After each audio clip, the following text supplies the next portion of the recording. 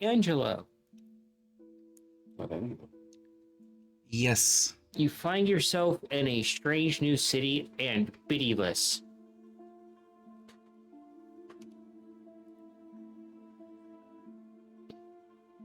Oh, looking around. What just happened? Where am I? And suddenly you have a dozen swords pointed at you from various directions as all the guards look down at you. Oh. Well, hello.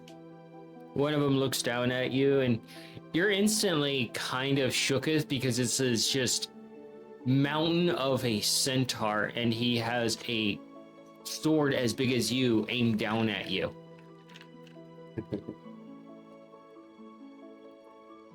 And who in the hells are you? I am Angelo Valentine, and I was sent here by, I think their name was Alufa? God, who sent you there? Was Alufa or Oslin? Osling? Oslin. Wasn't by either of them. I don't remember. Who was it? Your ass was Oh, no. yeeted by Victor. Dismissed. Oh, that's right. It was Victor. The hater of cats. Oh. Or rather, I was working with them, but I was sent here. And, well, here I am. Alright, standard procedure. Shackle him up, take him to the jail. Cavity search. Am I allowed to help a little bit? Because there was some additional information that was actually told. I'll allow because Manny is only operating on orange cat brain cell. So you were yeeted in place of Scav to take care and look after Kippa. That was what was said before you were yeeted. I will say that I was sent here to tend to Pippa in place of Scavard while they're off doing whatever it is they're supposed to be doing. Alright, option 2, search him, every inch of him, in the holes. Probably a spy. And you're suddenly just silenced and shackled, and you're just paraded through town going to the local jail to be incarcerated.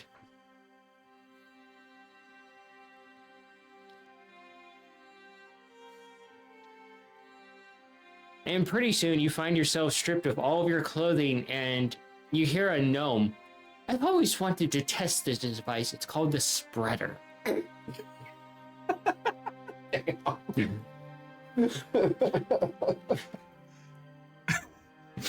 like how First thing Kaya that- just leans in and goes, yo. What a first price thing that- for a it's the wonderful first thing price for that, freedom, I guess. The first thing that comes to mind is that machine created by the guy that does the very human thing. And it's just like those little metal prongs that go in and just... Oh, we sell one of those at work. I know what you're talking about. And they shackle you up, and you see the gnome put on these thick glasses, and you see him just put on these big giant leather gloves, and you see the device they have. And you haven't seen anything that horrifying, not even in Victor's realm.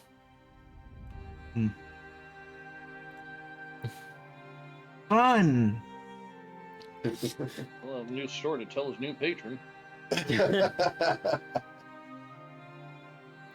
And as this gnome starts to approach you, you look past them outside of these bars.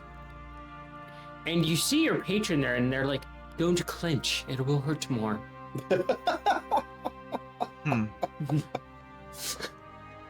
What the hell is going on? Happy fun time with Angelo. I told you we were going to unique places. Alrighty then. Shit.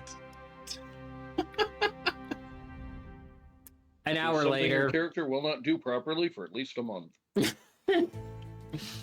An hour later, after every crevice of you has been searched and you can't sit properly unless you fold up your clothes to sit on them, someone appears outside of the bars and looks in at you. And it's clearly a noble of some sort. State your case. I already have. I've been sent here in place of Scabbard while they're off and away doing their thing. Scabbard who?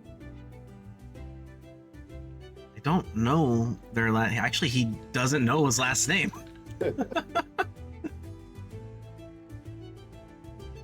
Per chat, gonna need more than a full restoration for that.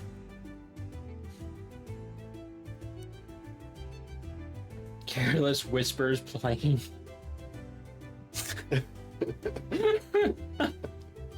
Trying to spicy tonight. No. That it's a mashup of that and sexual healing.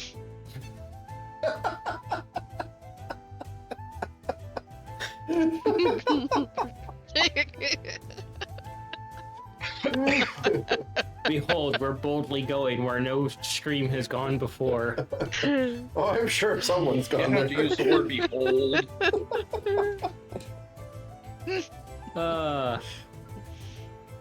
Do you have any other names for that list of associates? Nikolai, Cayenne, Mango.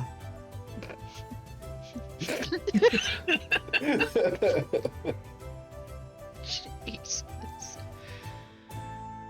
Alufa, English fucking know his Oslin, name. Kippa.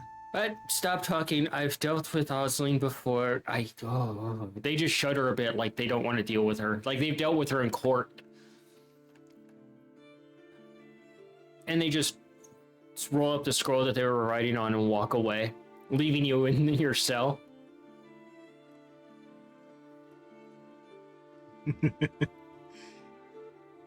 I had to get a mango jab in there. I mean, the cat's been calling him Fang Face and Fangless. Come on. Of course he's gonna have to throw one in. And hours Coin go. calls him that, you fucking know this. Hours go by, and as you're sitting there, you see this giant shadow come into view and blocks the entire cell viewing area and takes up most of the hallway.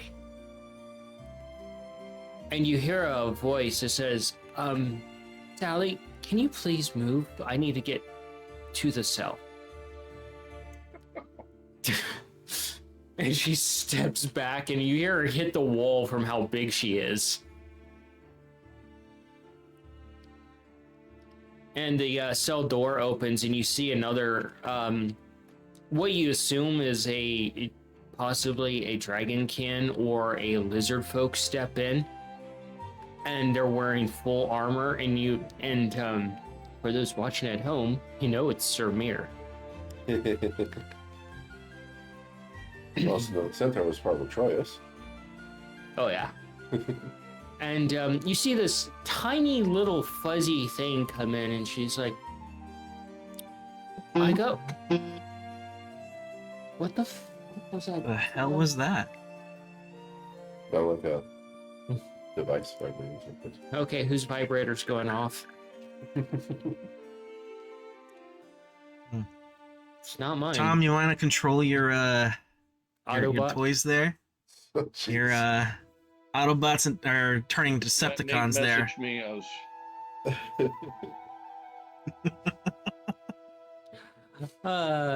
And you see this fuzzy little noble come in, and she looks over and she's like, "Speak." Hi. Hello? Speak your case. Oh. Alright. For the... I don't know how many time I've been sent here to more or less do whatever it is that I was told to do in place of Scavard, since Scavard was doing stuff with the individuals known as Cayenne, Nikolai, Mongo, and well, Scav, as well as Oslin and Alufa and several others, including a very interesting new Fae and Lord Victor and some gods and a bunch of a whole mess. I didn't ask for a list of associates. I said state your case. It's quite simple. That's my case. Know what more you're looking for. I only speak the truth. Why are you here? Who sent you here? I am here for exactly what I have just said. As for who sent me here, it would be none other than, I believe it was either Lord Victor or Cayenne. We were in the same area at the same time when it had happened. Well, Cayenne wouldn't send you a note without it being stabbed to your chest, so it must have been Victor. She would have at least included instructions. All I was told is that I am here to serve under whoever Kippa is. She looks over at Surmir. You have a use for him? And Surmir just kind of nods. Oh, I could put him to work. And she heads out of the cell, and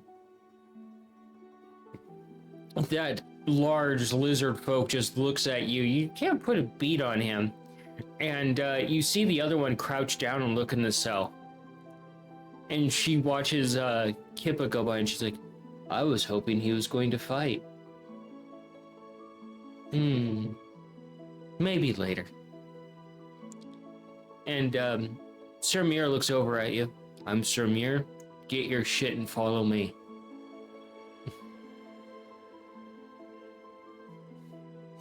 I'm gonna do exactly that.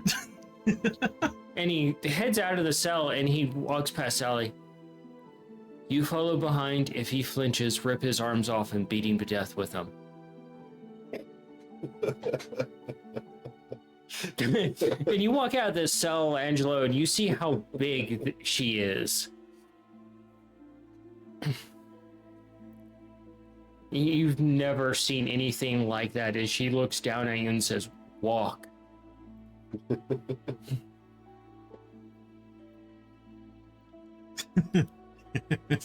All right.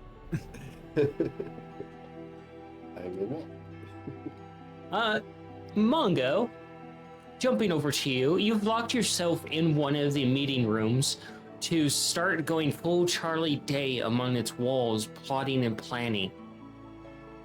And you wake up and you have a scroll stuck to your face, and you kind of have to peel it away, and it pulls a little bit of tufts of extra fur and a whisker out almost. You have to gently pull the whisker off as you wake up.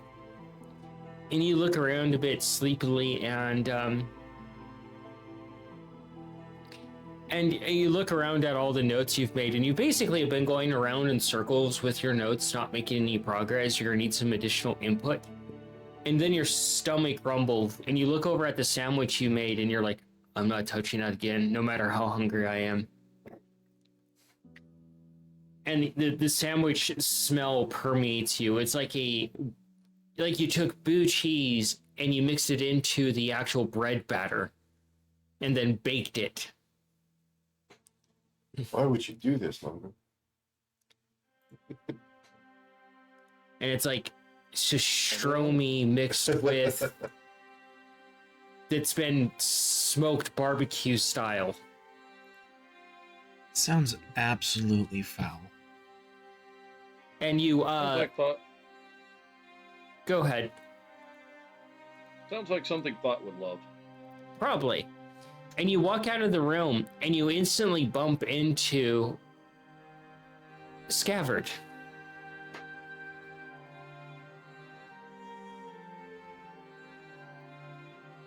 Not Old Famous, but Scabbard. Oh, there's no hesitation. You're getting a very tight hug that probably pops your back a little.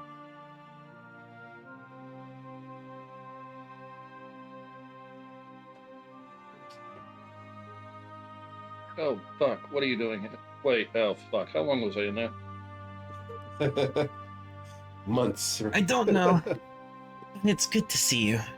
And I squeeze tighter. That only exasperates the hunger you're feeling, Mongo.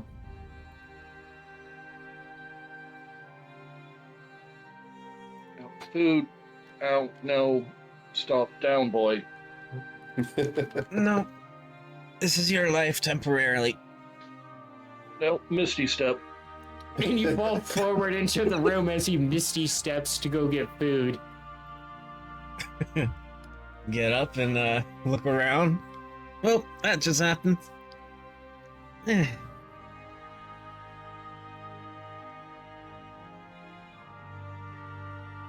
All right. Let's go and see if I can't find the rest of the family. Because I'm pretty sure wherever Mongo's going, that's probably where they're going to. You go straight for the kitchen, Mongo, and there is a few different baked cakes. Some of them have slices taken out of them. And you see in very beautiful Sylvan type of writing, Experiment 1, Experiment 2, Experiment 3. Don't eat this one. Osline made it. It's toxic.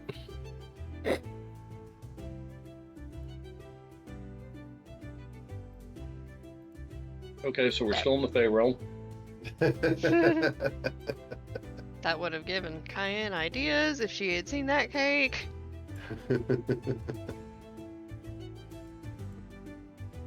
I will rummage for something and smell it first to make sure it is non-toxic and edible. It is a white chocolate and strawberries cream slice of cake that you find. Grab 2 slices.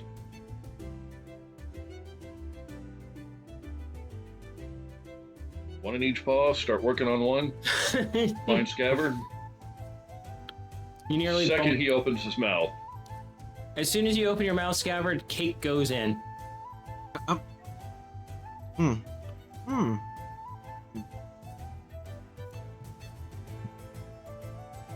That's pretty good.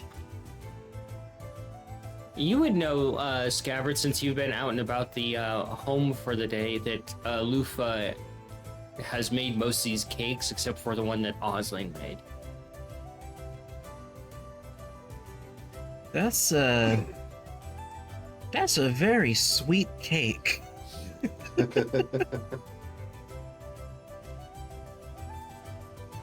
It's got edible glitter on it. Luster dust. All right. So what you're telling me is now Scabbard is glittery and it is not Mongo's fault. Nope, it's Lufa's. So, how you been, brother? Good to see you. You're slightly glittery now. I don't care. Really? Because in the past you've gotten rather irritated about it and made various threats. And place both hands on his shoulders. You spend a month with Victor and tell me that you care if anything happens to you that doesn't involve what's going on there. For chat, Immediately happy... prestidigitate every inch of me that Scabbard has touched. Because God only knows what has happened to him. What has happened? For the chat, happy lizard noises from getting to eat something that has flavor. And is not trying to eat him back.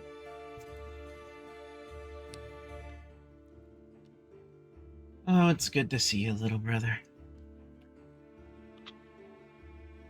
How long have you been back? 2 days. Not long, just 2 days. I was told not to bother you, so I didn't. As difficult as that was.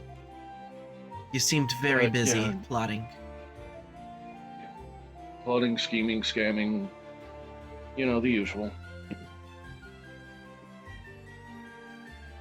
Your cohort, Angelo, has been sent to deal with duties in place of what we're supposed to be doing while we're out here, so...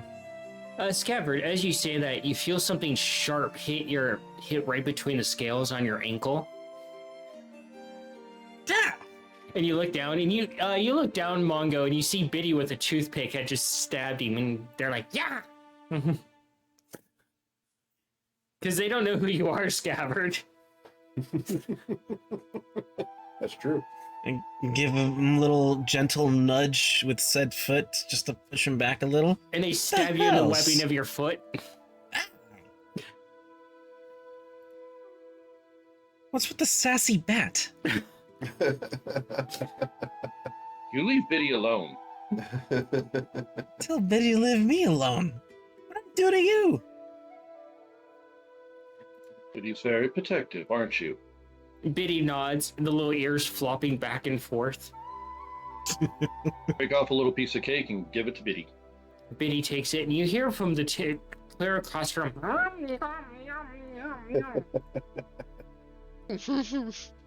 I take it they're a friend of yours, then? Biddy, this is Scavin. Our other brother. They're too indulged in the cake, and they reach up and they fist bump Scavin, this is Ace. Biddy.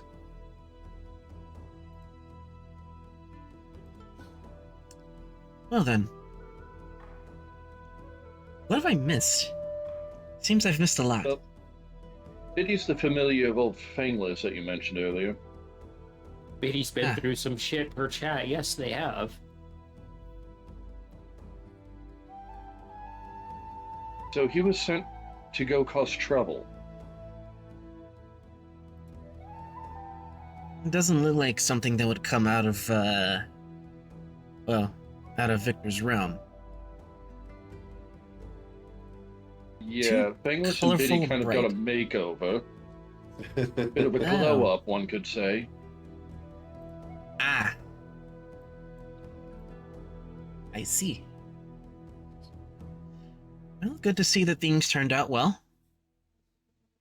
I think. It did go well, right? No one died yet? No one of any consequence. No one bad. Well, no one unintended.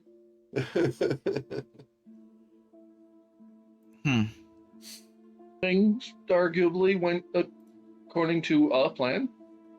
A plan. I like that. Essentially. More of an idea, really, than an actual plan, per se. Because apparently our family's allergic to that word.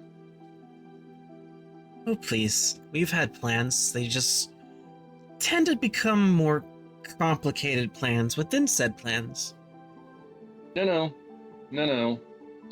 One of us tries to make plans. The other, Lairs, just decides to go with a good old random bullshit go.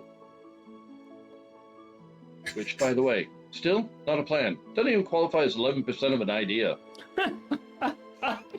God damn!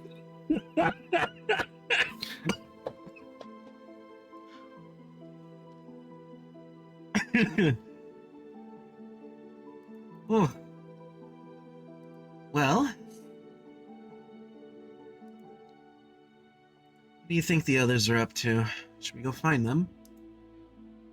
Knowing Nikolai, he's either asleep or trying to build something.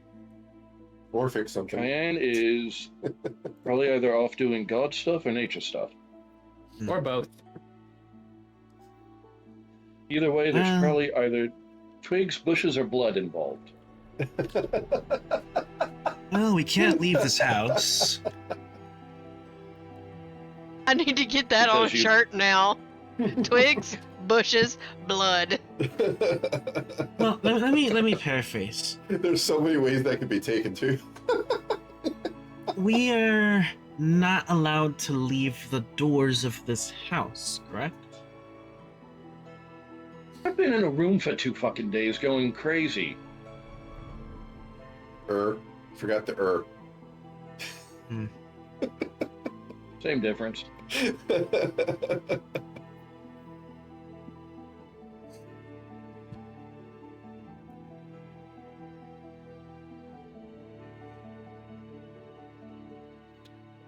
Cayenne, jumping over to you. You wake up in one of the safer meadows that the Dormouse has been able to conjure back from the deity world. You having to take some time to digest a few of the events that took place there.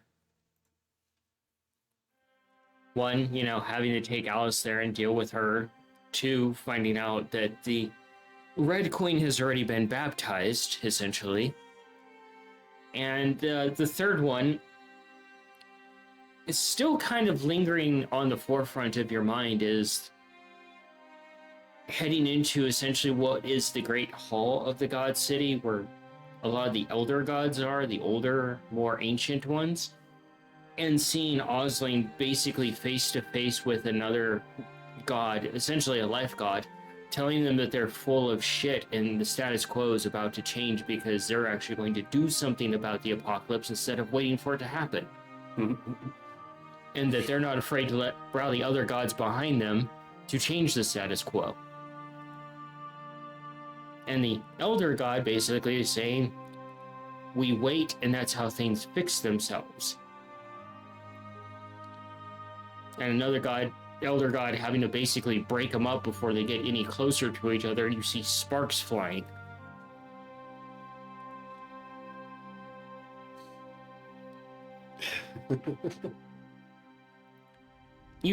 It's the first time you've really seen your sister lose her cool and her temper, getting that angry.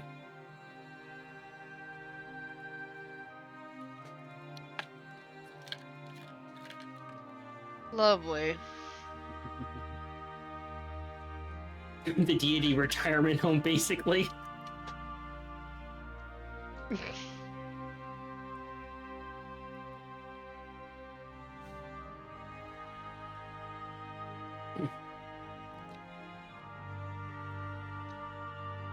So I'm in this meadow alone. Yeah, you just I need to take some time. I need to be alone. Can you do this for me, Dormouse? And Dormouse did some very interesting concoctions of things, mushrooms that even you wouldn't touch, and generated you a nice meadow. At least you didn't have to get sent to a hellish padded room, for fuck's sakes. Jeez.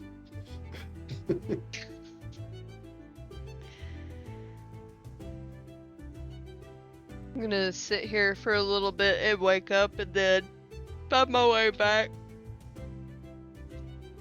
Do a nature for me, Cayenne.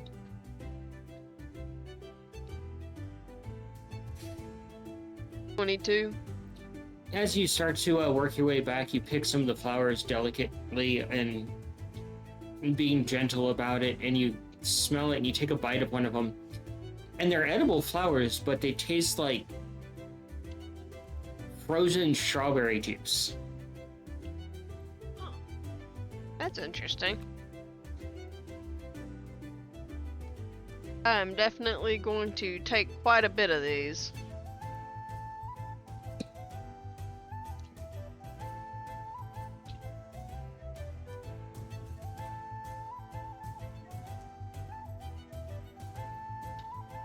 You're able to pick 37 flowers. In a row? Nice. And now you have essentially strawberry flower snacks. Guaranteed I'm gonna be trying to replicate these to keep them growing. Yeah. Yeah, daiquiri fodder. Daiquiri fodder. Exactly. Do a, You could actually... You'd actually be able to make a really good tea out of these. That would be really good. Yeah. Go ahead and do a survival for me on those. Just one survival? Yeah. That's also a 22. You get back to the camp and you set down your pack and you pull out your small herbalist / botany kit and you look at the flowers very closely and you gently pull out of one of like the vials like Mongo uses and you pop the cork off and you're pulling these tiny little delicate water drop like seeds and drop them into the vial, knowing that's how you can regrow these over time. And suddenly, just as you're focusing on getting the last of them in there, you hear a voice right next to the side of your head. And Hatter's like, "What have you got there, lassie? Looks quite a curious instrument." Oh, Jesus fuck. Hi. I Good did not morning. hear you. He turns his head Good towards morning. you, kind of a little unnaturally, nose to nose. "Good morning to you too." I'm going. What? Would I be able to give him like a like head or shoulder pat depending on how he's bending? He's kind of bent over to be at eye level with you, kind of like almost like if he leaned a bit further, he'd be resting his chin on your shoulder. I would be boy. Sorry, Mars was trying to get into the trash can, and that is a no-no. There are things in here that you don't need to touch. I would give him an affectionate shoulder pat. Did you enjoy your And sleep under the stars? I did. I needed a break from some things. And to answer your question, this is my herbalist kit. I use it for whenever I'm wanting to forage different flowers and herbs to regrow them later. I've never considered that. That's an interesting methodology. I can teach you some things. Oh, I would be delighted. And as he stands up fully, you smell the familiar scent of blood cayenne as Alice walks back into the camp, soaked head to toe in blood. And she just kind of just walks past.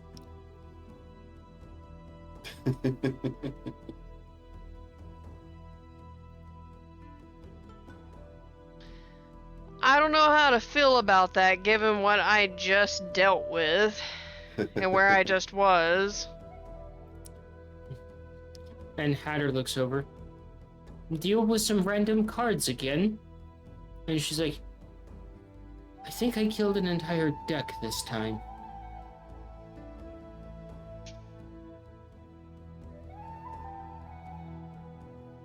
I'm still not gonna get over that.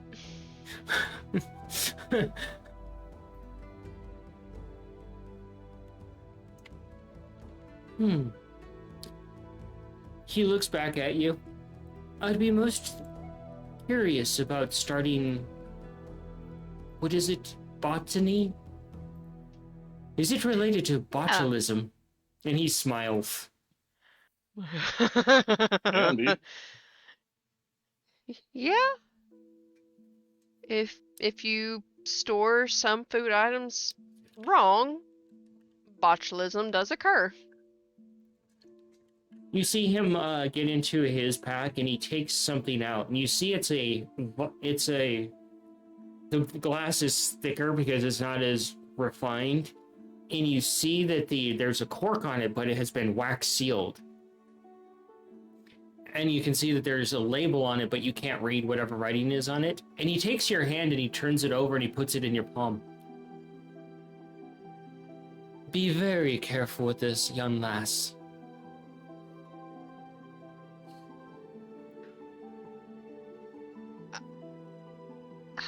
I will. May I ask what this is? Oh, you know, the plague, typhoid, Oh. a few other nasty little bugs in there. Ah, okay. Yeah, that's holy shit, that's going in safekeeping. Botulism, flesh-eating virus. I've gathered them and cultured them into quite a nasty little beast.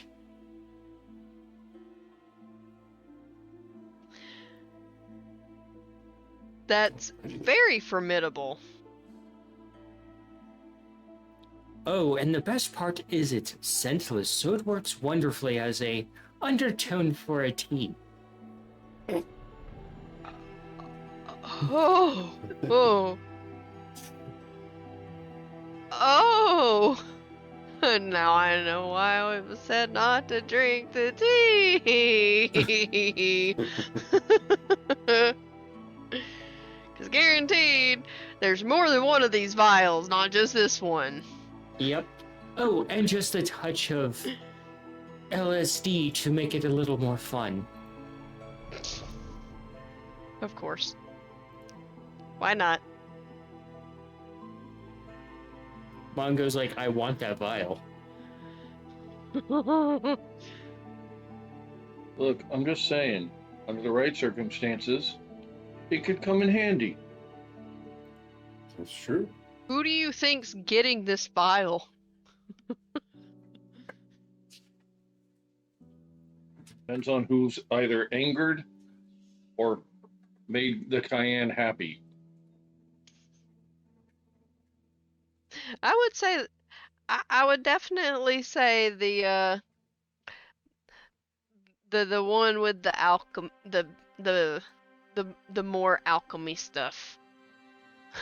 The one who makes the fancy drinks.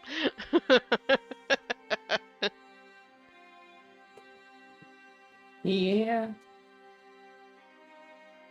But Cayenne is going to take her time and teach Hatter some sort of druidic nature-y things.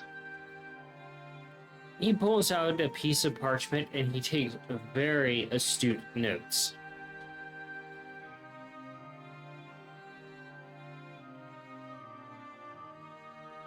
Hatter looks like he would actually enjoy apples, so I'm going to teach him how to properly, basically, harvest apple seeds to grow them into trees. It's kind of refreshing for you, Cayenne, as you work with Hatter, because he's very astute and analytic about it, making very detailed notes and using what would essentially be mortuary tools for the processing of things. You hand him an apple and he pulls out a bone saw and cuts through it.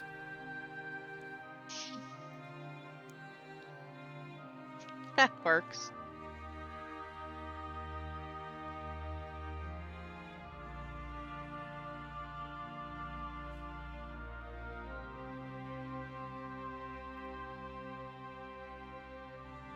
Jeez, that's a terrifying thought. Huh. Zorkling, release the kindergartners! Mongo yells as Cayenne's crossbred mushroom children stomp through the battlefield like giants. Oh my god. Looks like we lost Tom. Yeah. He'll be back, I'm sure. Ah, No, he's here. Mm-hmm.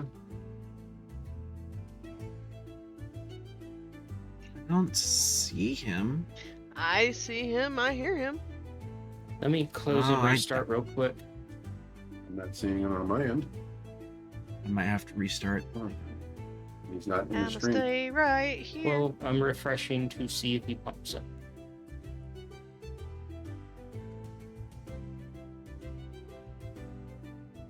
There we go. There he is. Yeah, There you it's go. good. I had to refresh, but it's there. Yep, you're there. Yay! Yar. I'm not seeing it in the stream, Yay, and I'm not fix seeing it. it myself. Just refresh. Just refreshing it fixed the problem.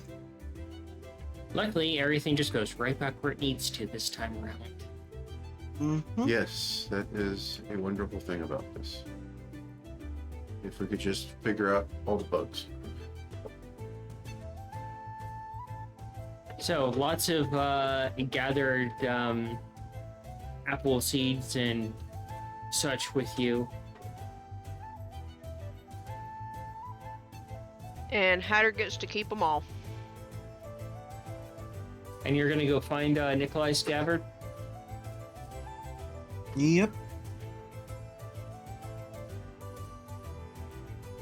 You do find Nikolai, and you see that he's been working on very delicate gears.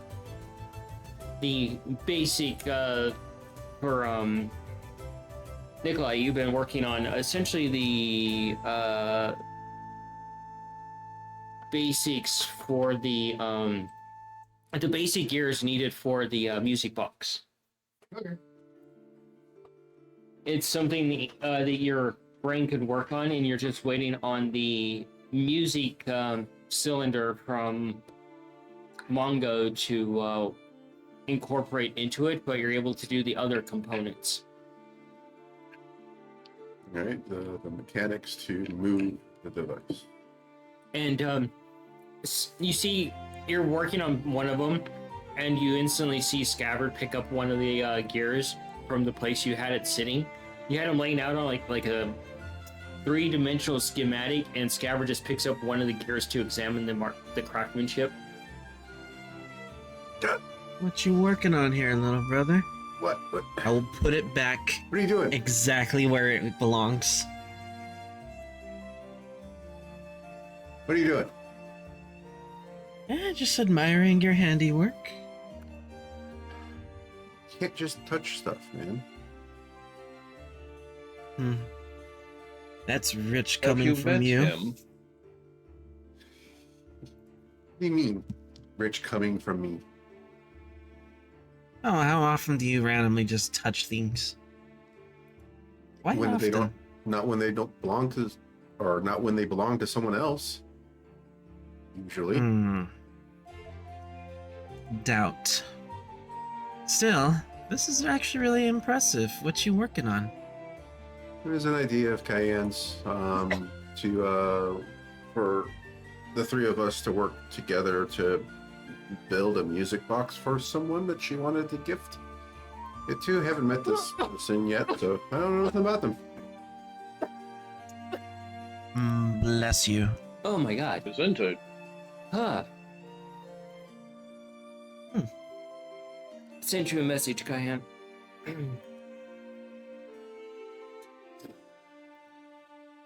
All right.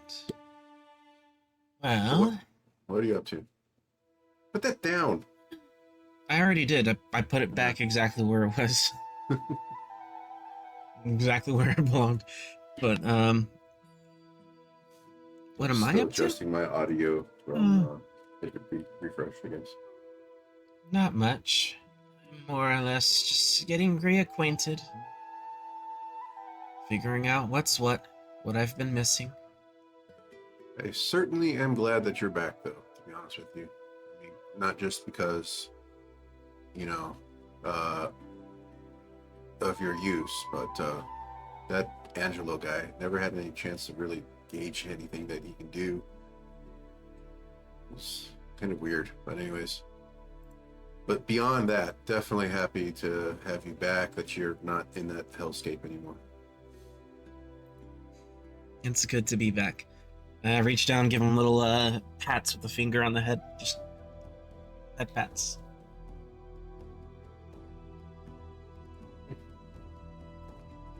So, a family music box Yeah. for someone special.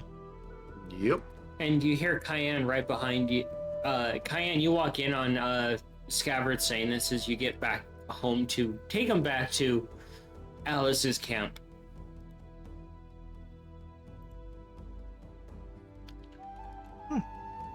What Hello, about the Cayenne. music box? Oh, just fascinated by whatever that Nikolai was working on and just found out what it is. I think it's a nice little project. It's nice to be able to work on it finally. We haven't had time to do that with everything going on.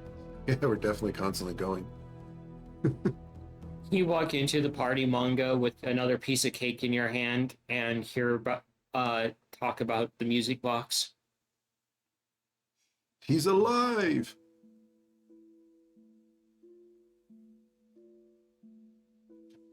Yeah, So what master plans have you come up with, Mongo? yeah, you never did tell say you, what but- you were working on. Mongo, do a wisdom Because for every me. time I try to, you guys call me insane. Not all the time. Yes, there was that one time that you didn't. One time. Was huh? appreciated. Okay. Mongo, Hatter gave me something to, that I want to give to you. Oh, that would be a 16. Wait, Hatter. Oh, this could be fun. Or terrifying. I can't read the label, but, what he said it was a lovely and deadly combination of plague, typhoid, botulism, you sprinkle a little LSD in there, Flesh-eating virus. all things flesh-eating virus, in a lovely, sealed, present.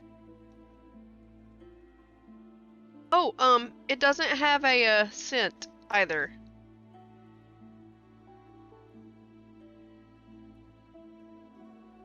Of course you got it from Hatter. Who else would you get it from? And he did say that it works perfectly in a hot cup of tea. You hear this, Scabbard?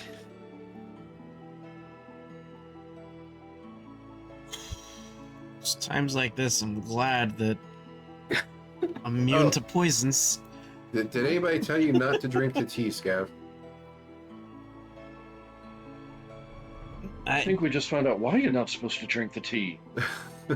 If anybody has told, I don't think anybody has told me. But if he did drink anything, thank God he's immune to poisons and disease. You're But is not he even immune in the camp. from all of them at once. But yeah, he Oh, yeah, can't we're be s- we're charmed, still- we're s- diseased, frightened, or poisoned. You're back at the house. Kyan came back to take you guys to the camp. Oh, okay. And you're basically in one of the side rooms that you've turned into a tinkering room there, Nikolai. Yeah. And Kyan hands you over this box that the vial is in that is nice and softly padded to protect it from breaking. That's good. Nope. Okay. Put this in the safest spot that I have. Probably put it in the alchemist kit. For your wisdom there, Mongo, some of And the then put interesting revelations that you did come across while you were locked in your padded cell, library. You kind of the retraced... difference being. You kind of went back over the details of everything you learned about Rurik and Mustachio, and you kind of look at your siblings, and it kind of sits heavy in your stomach a bit, knowing that Rurik probably manipulated them from the start to essentially take them down a notch so that they would probably be easier to deal with later if he had to. Put doubt in Hyan's father so that he would be a less powerful god. put doubts into Cayenne's mother so that she can't aspire to be the best druid that she needs to be, and so forth. Just putting those cracks in the armor of the greater Obscura.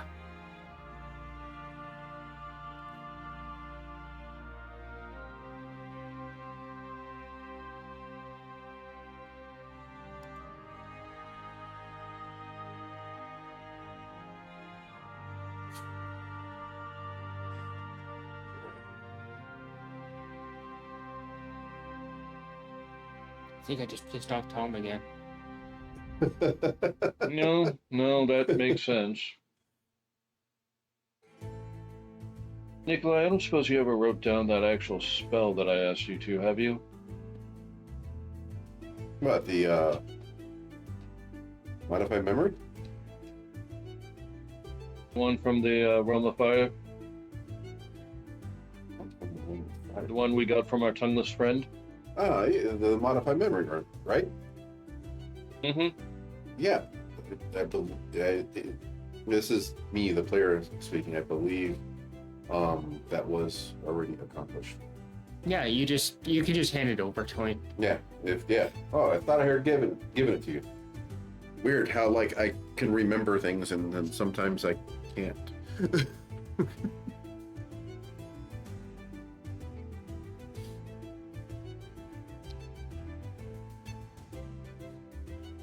Why? What are you planning to do?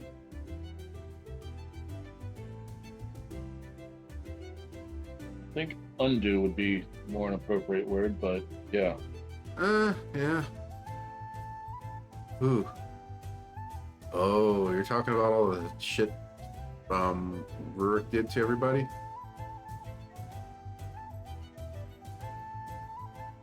Effectively weaponizing the spell.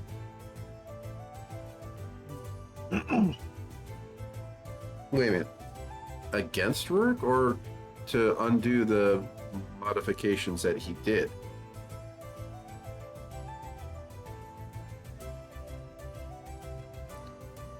Undo some of the damage that he's done. Undo? Whew. The only thing is it comes with many questions, chief among them. If you undo all of what he's done in one big shot, what will that do to someone's psyche? Yeah. I can tell you one thing, it won't be anything good. Instantly, you guys think of Sir Mir, and Yeah, like I don't think it can be something that can be done all at once. I mean, maybe with the help of our host being like the god and controller of all insanity, she might be able to hold it back? Maybe? Look at it this way, there, Mongo. It's a very good plan. It is. But it's something you'd have to ease into slowly. Just remember what happened when we did it with Sir Mir and, your father? Kind of got a little bit cuckoo for a little bit. Cayenne, you would know that Alice would be able to help ebb the madness, but the insanity, yeah, that's not her ballpark. That's her sister. Yeah, great plan to get Alice involved, as madness is definitely her forte, but insanity she has no control over. Huh. That's her sister. I knew it. It's the Red Queen, ain't it?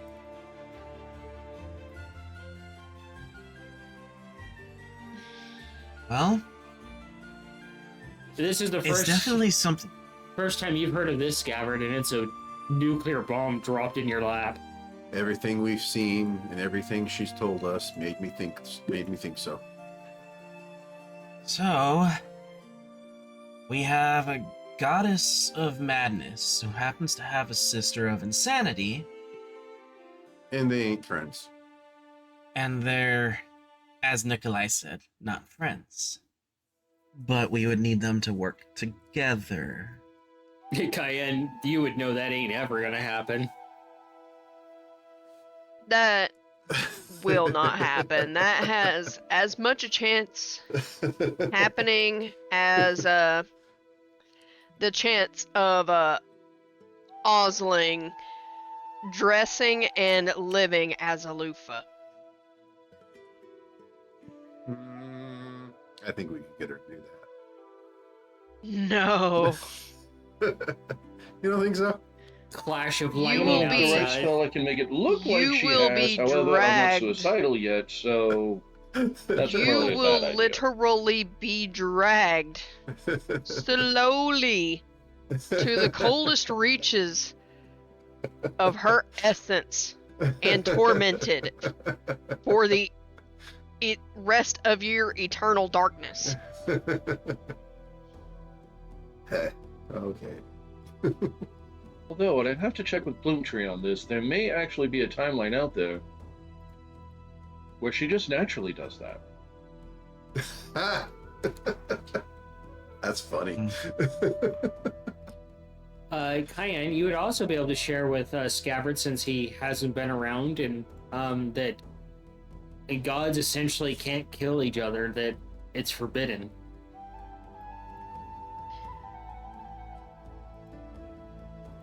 So, gods are kind of forbidden from killing each other. Hmm.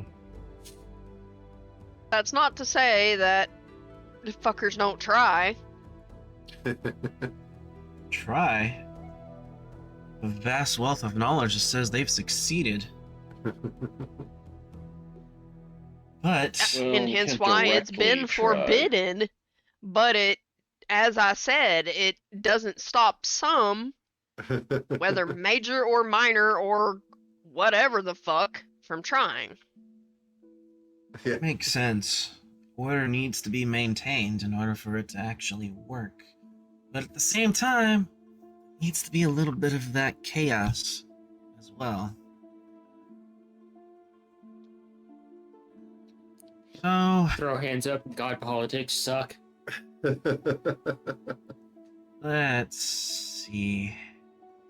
Let's see if I get this right.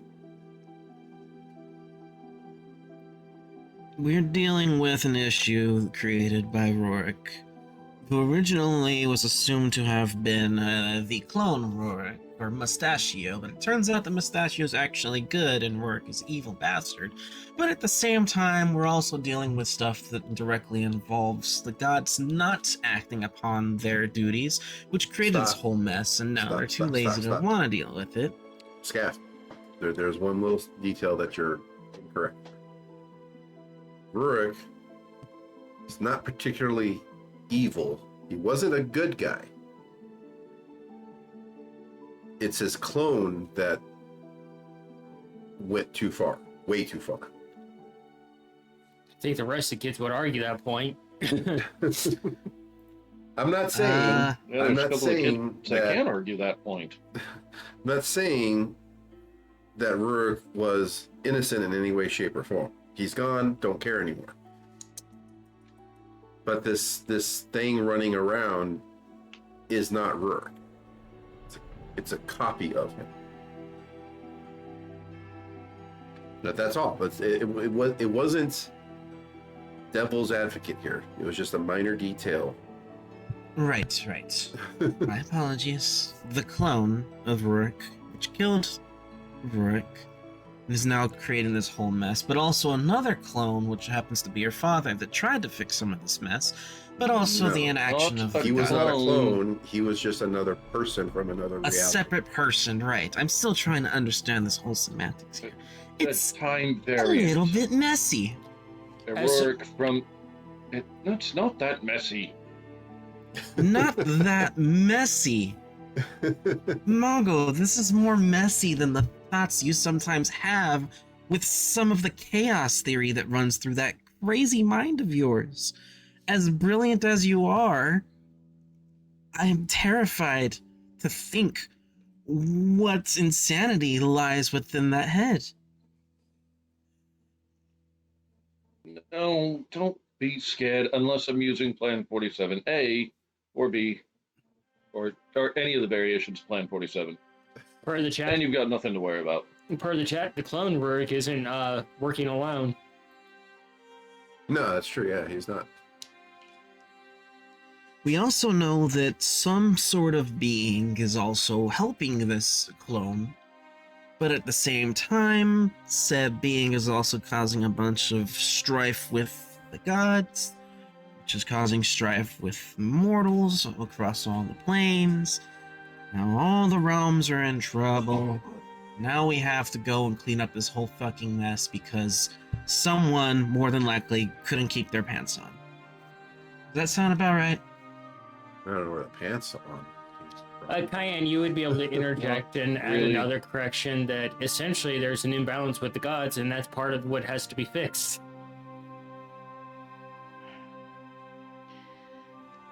So there isn't exactly balance with the gods, and that's part of the thing that has to be fixed. And that includes restoring Victor to his proper position. And that requires me to help someone be restored to his proper position again. That makes your scales crawl, Scour, because you get an idea of who that might be. And what position it might be as well. One of them. Is it missionary? Is it doggy? Are we doing the plank? The wheelbarrow? I know, it's That's, clearly a missionary in the chapel.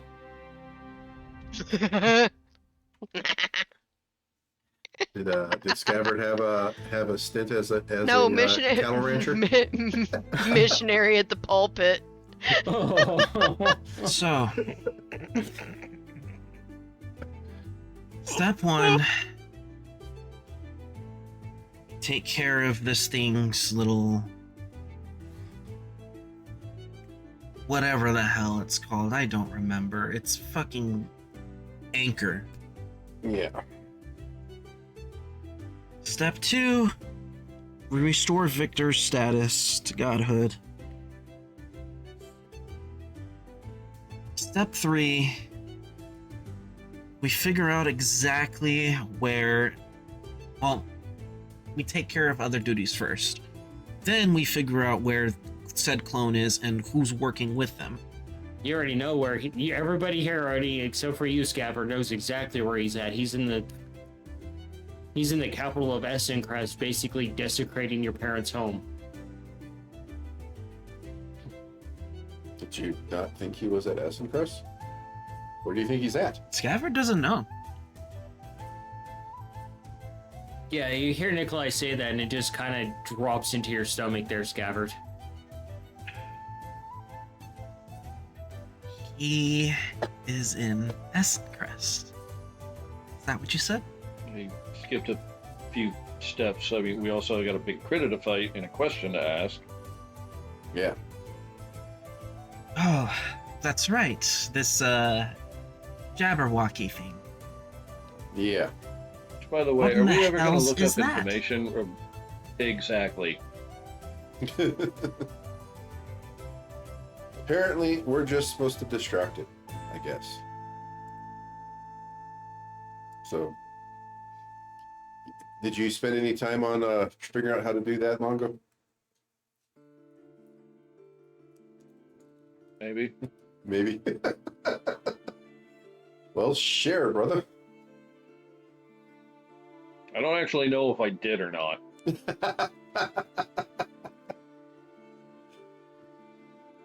Give him a roll, GM.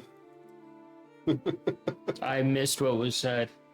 Nikolai asked if Mongo had spent any time trying to figure out how to be the bait and the lure for the Jabberwocky without dying, so that Alice could do what she needs to do.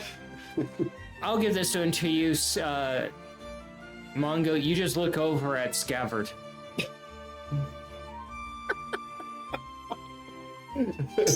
Raise a scaly eyebrow. Well, that's the thing is, like, Mongo definitely would have looked up, like, at least, like, how big the thing is, how many limbs, legs, how fast is it?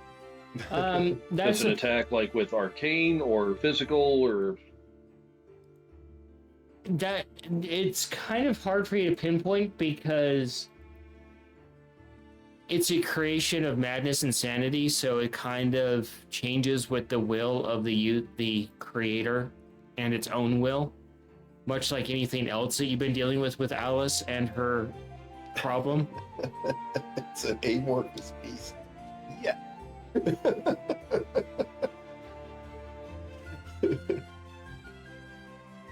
Right, And- so I'm a bit fuzzy. Are we supposed to just distract it? That was my End understanding. it? I asked Alice, how do you wish for us to assist you with that? And she said, just be there. I'll take care of it. So I'm guessing, or something along that. I don't particularly remember the actual verbiage. So I'm guessing we're just going to be there to annoy it while she sneaks in with the killing blow or something. I don't know. Scabbard, you hear behind you, and Cayenne, where you're leaning on the door frame, you see the familiar purplish pink of the Cheshire cat form. And behind you, Scabbard, you hear, beware the Jabberwocky, my dear. The jaws that bite, as his face floats around you, Scabbard. The claws that catch, beware the Jub bird. And shun the primless Bandersnatch. And you see the Cheshire form on a shelf looking down at you guys. I Hello, don't think I've friend. properly had a chance to meet you. I'm gonna blow a kiss to I the really wish Cheshire I'd cat learned how to do what you do. because they moved away too quick for me to give them a hug. And you just see that grinning, razor-toothed grin of the Cheshire, this critter that's there but not there, Scabbard. The floating stripes dissipating into the air as his eyes glow watching you. What exactly are you? What am I? Who am I? And it floats and Yeah, he apparates does that, behind you. Cheshire. He like says it and what as for people that like their things. Now it's behind you sitting on the table. I'm not exactly sure what I am, or who I am, or why I am. Not even Alice knows. So Well, maybe you you seem can't teach friend- me how to do those things that you do? And the Cheshire floats around you, leaving cold trails of madness around you. Mongo, find a god, get really cozy. Find a lap to perch upon. Nuzzle really close. There you go, Mongo. You can be a lap cat for your sisters. There you go. And Cheshire, you can feel the almost feather-like weight on your shoulder briefly from the Cheshire Cayenne as he operates and appears somewhere else in the room. How are you taking this in, Scav? And now you get an idea probably of why Victor hates this cat so much. Fascinated. Ow. I just smacked the shit out of the microphone. Yeah, I felt that in my ears. Sorry. Well, let me be the first to say, I am absolutely fascinated and glad that you are probably on our side, as far as I can tell. If you're a friend of Alice's, then yeah. And the I Cheshire think I just looks figured it down. out. Okay. Sorry. The Cheshire responds to you directly, Scabbard. There's only sides until Red Rover comes over.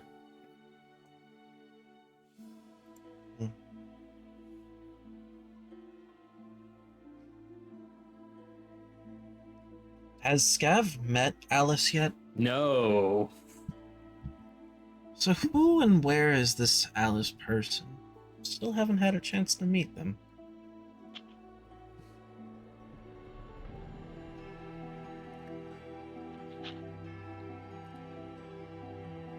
I need you to make a will save there, Scabbard. A will save, you say? Oh, yes. A will save. I shall. Let's see. 31. Are you sure you're not double counting again? I rolled a 19. I got a +9. Plus, I get a +3 on my saves. I'm just giving you shit, man. I remember when you used to do that. How do I use D&D Beyond? Do I count the numbers twice? I got an 87.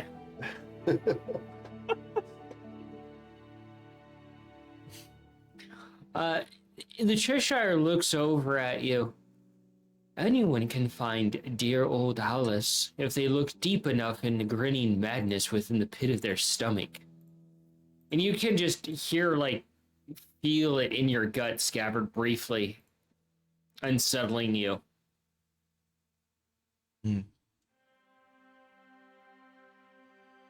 Go ahead, Mongo. Right then. Yeah, that ought to do it. Sorry, what?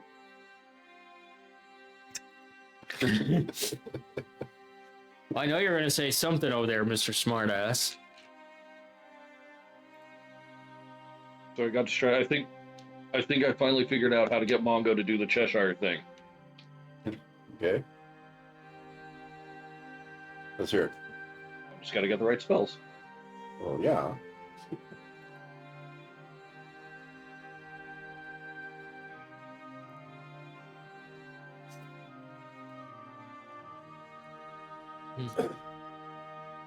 Where'd you think that you went? Cayenne,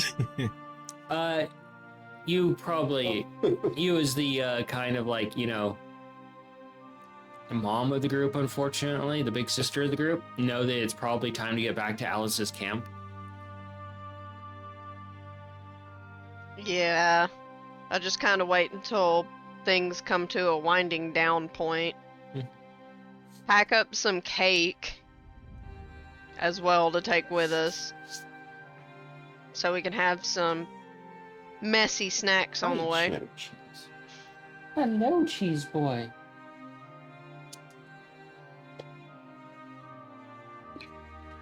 Yep, Nikolai, you're able to pack up the gears you've worked on. Mongo, you're able to pack up some of your notes. Scabbard, you're able to pack up some dust bunnies. Are you going to grab Nikolai and use him as a scanning machine again? Get the eye openers from You're the one who's always Orange. bragging about how you can't forget anything. Well, at least I know what the hell you were working on then.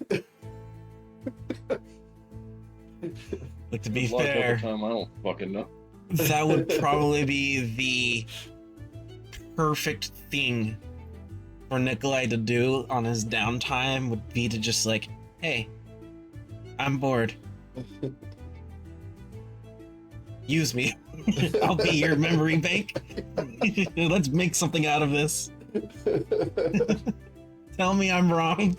Yeah, Nikolai gets 3 pages in, and it's just going to devolve into him and Nikolai and Mongo just screaming at each other.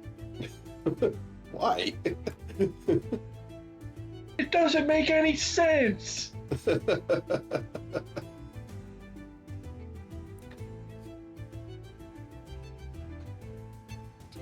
So, you, Cayenne, do you take him back through the mirror, or do you take him back through a tree? I kind of want to take them through a tree. So, Cayenne leads you out to the garden over to one of the larger trees. Roll, what did we roll last time? Was it nature? Well, it was nature and religion, I believe. Nature and religion, I think. Little dice? Yeah. Yeah, it was nature and religion. Yep. Roll them. Nature is a 23. Nice. Religion is a 7. All right, we're fucked. Sweet. Our God will blow Adventure unbelief. time. As you put your hands on the tree to repeat the process that you were taught,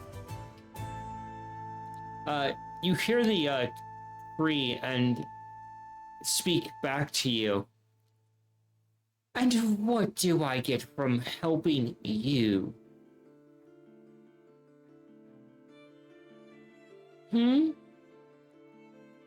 I'll make sure your roots do not dry out. I want to be able to bear fruit.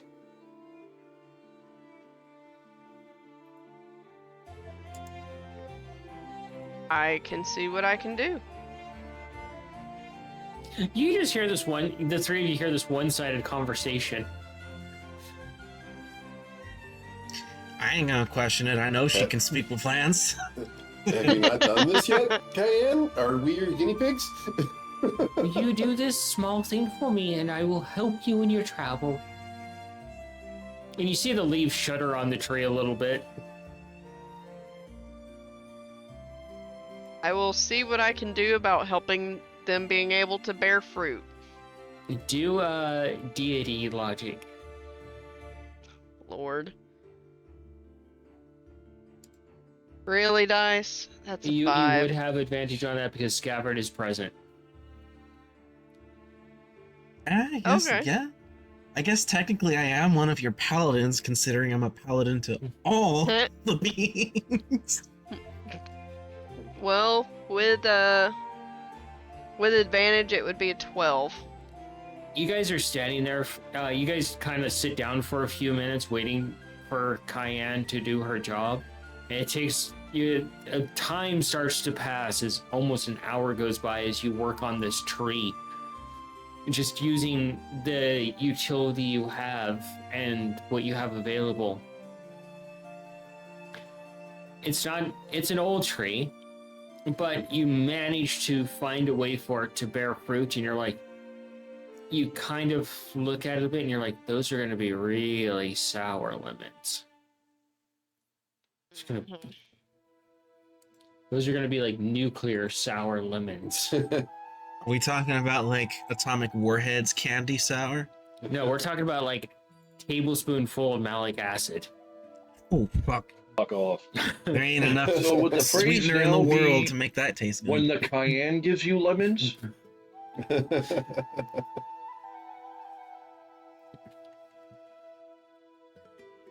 I still When the remember the cayenne- time. When I the still cayenne gives you lemons, just write your will. I still remember the time you gave me that teaspoon of malic acid. That sucked. I put some of that on a pickle. Crazy. Freaking Of crazy. course you would. Along I just with remember that she's like, "Here, try this." I'm like, "Okay." Instantly, just filled my whole face. Like, you asshole. I wouldn't do that with any hot sauce I make though, because that would kill you. I love spicy, but man, my body just doesn't work with it.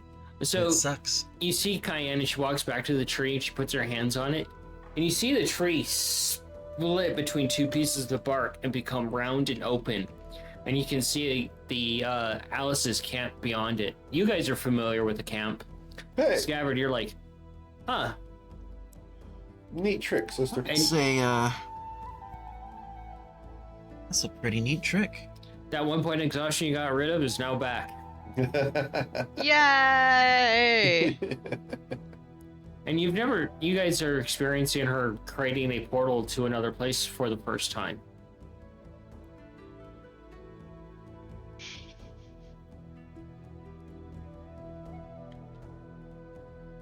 I'm glad I was able to help the tree, but oh, that's gonna be sour.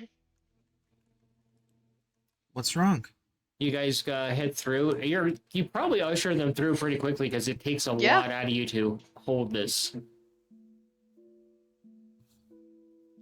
I'll go through, but as I do, I'll ask Cayenne, like, what's wrong? I would have said it after we would have all been through. Yeah. And you guys pop out of a tree on the other side, and she lets it. The tree just kind of mends back together. You okay? It's exhausting to do that. Well, Yeah, I could see how that would. I mean, do you need any help, or do you want us to leave you alone? He's back. Ding!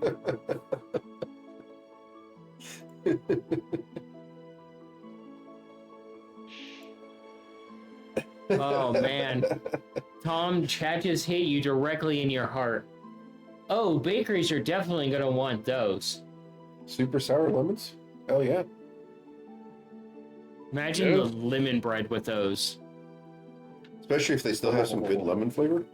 They're just really sour. Imagine the cookies. Oh yeah. And tarts. Mmm.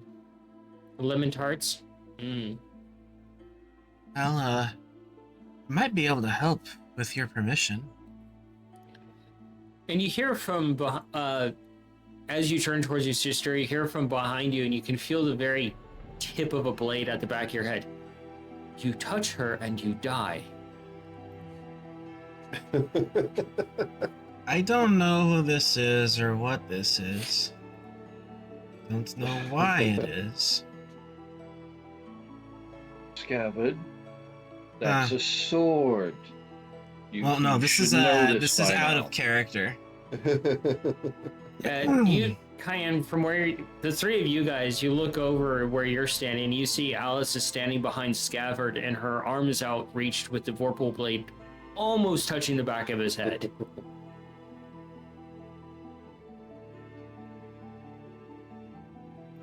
I appreciate you very, very much, Alice. This is my other brother, Scav. Strange. Yeah, he is strange. I do believe Yeah. that Hook has a pair of boots made out of something just as scaly as you. Not a kobold. Different reptile. That's a fancy little blade you have there. Don't touch it. Don't touch it. Guess you must be Alice?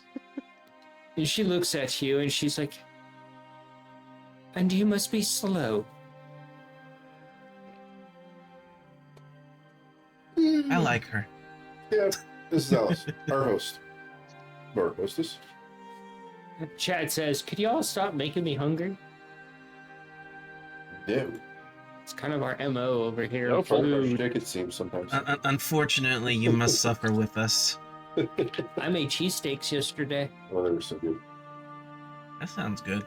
Suffer the It's forefathers. consequences. Oh, have you tried to make those bacon rings that I sent you? No. You'll have to try that sometime. Let me know what it tastes like. I haven't tried making them yet. Alice looks between all four of you. Welcome back. Welcome for the first time. Give a little bow. Pleasure to meet you. Good to put a face to the name. I taught Hatter something. She raises an eyebrow ever so slightly. I taught him some nature-y stuff. I taught him how to properly harvest seeds from apples to be able to grow them as trees. And the proper time to do so.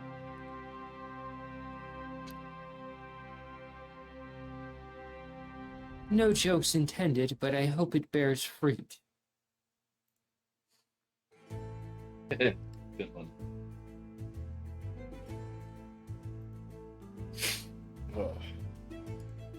I'm going to teach him a bit more. Want to try to teach him how to grow medicinal plants too.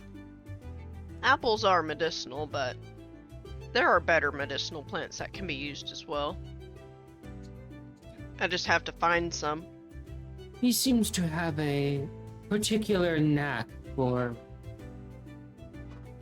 strange mushrooms that have odd effects. I can help him with cultivating fungi and Just get up mushrooms and as walk well. away. You're still there.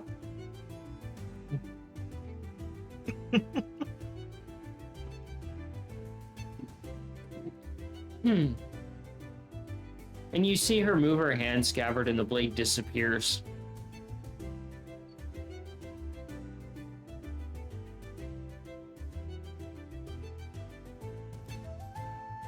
Mongo. She walks over and pats you on the head gently. How have you been? Well, I've killed quite a few of the Red Queen's guard, so I'm in good spirits. Oh, I bet that was fun. Oh, she's going to have a dreadful time of that game of 52 pickup. Pieces everywhere.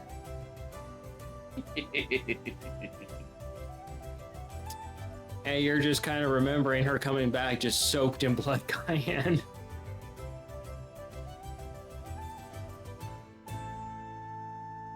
And Scabbard, you're sitting there, and it is hard to stand with Alice because of the amount of energy that she is putting off, the sheer madness. You can feel it just chipping away at your paladin defenses.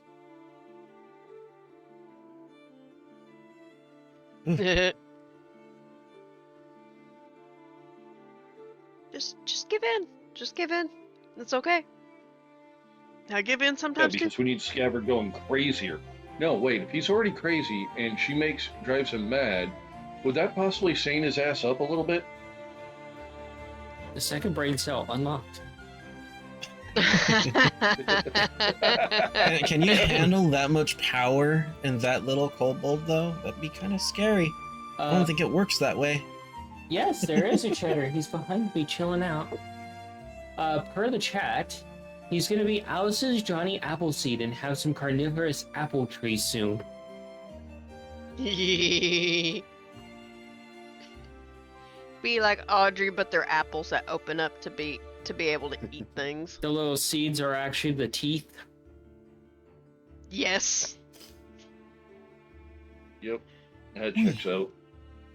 So, Oh, that would be a terrifying mouth. yeah? So you're off to see Hook soon to deal with the business of whatever it is that you need to deal with before we deal with the Jabberwock. Oh. I thought we had to go help you first as a bartering. So thank you. The Jabberwocky is but a feather in the hat to finish the deal. Speaking of which, what exactly is that Jabberwocky thing?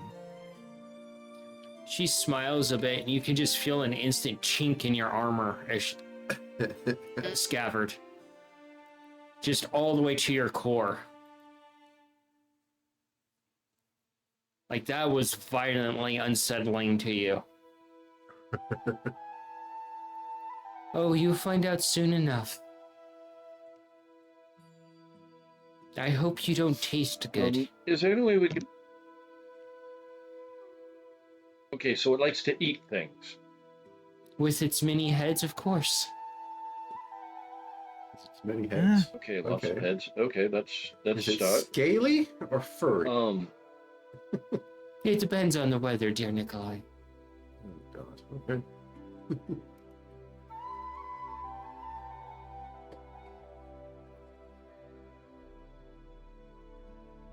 Of course it does.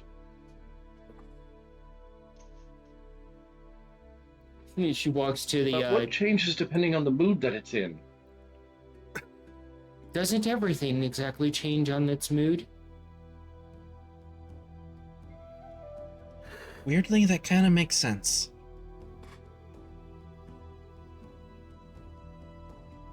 So, this another person, Hook. First I've heard of this. Yeah.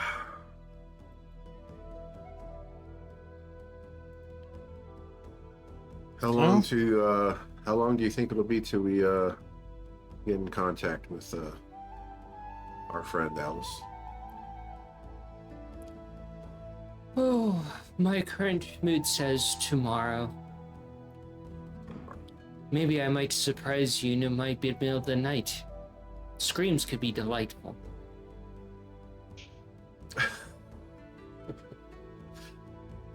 What's the point, though?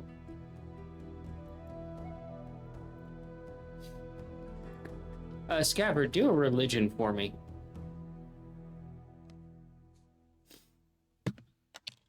Ooh, okay. Jesus. Natural 20.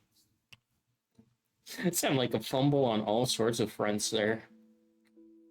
Look, as it bounced, rolled Really down, hope and that's gonna almost go fell the off the wrong table, direction. but it stopped before it fell. See, this is why Scabbard can't have nice dice. They all have to be plastic because he'll drop them and they'll shatter. It's not true. I've had this set for a while now, and they have. That's because you haven't been using them. Actually, I don't think I've ever dropped this set. It's because you haven't been using them. That's why you I've can't had use this metal set back dice. when You we may played in drop them person. on him and break something of his. No fighting.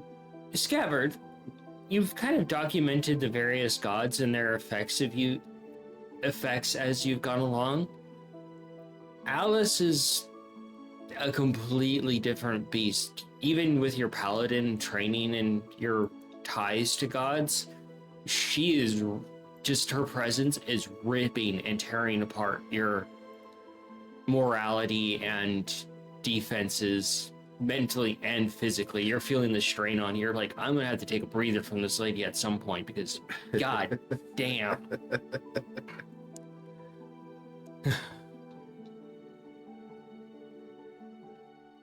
Victor ain't got nothing on this. Ugh. And Alice heads off and she goes into the mushroom that she usually goes into. And Hatter is... You look over Cayenne and he's gently dissecting a apple. He has it laid out on a metal platter. And he's using a scalpel to cut back the skin and forceps to peel back the skin on it. Gently dissecting the meat of it to get to the seeds. I think while we have downtime before we move off to go with Hook, I think I'm gonna make Hatter a small guide on harvesting and foraging for plants outside of mushrooms and fungi. All right. Yeah, you can work on that. Scabbard, what are you gonna do? Time to consult and inform with Orina.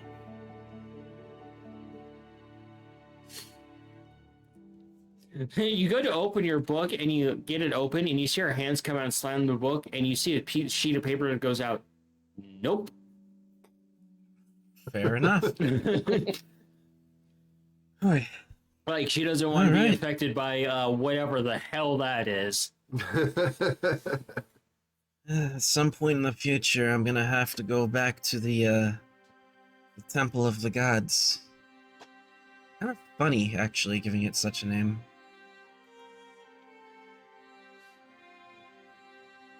Mongo, what are you doing, bud? Cayenne's Guide to Greener Thumbs. Let's go something slightly less crazy than before. Work on the music box. Cool beans. My portion of it. do a Arcana and a Performance for me. Scabbard, as you're standing there, you see this plush animal walk past you wearing some plate mail.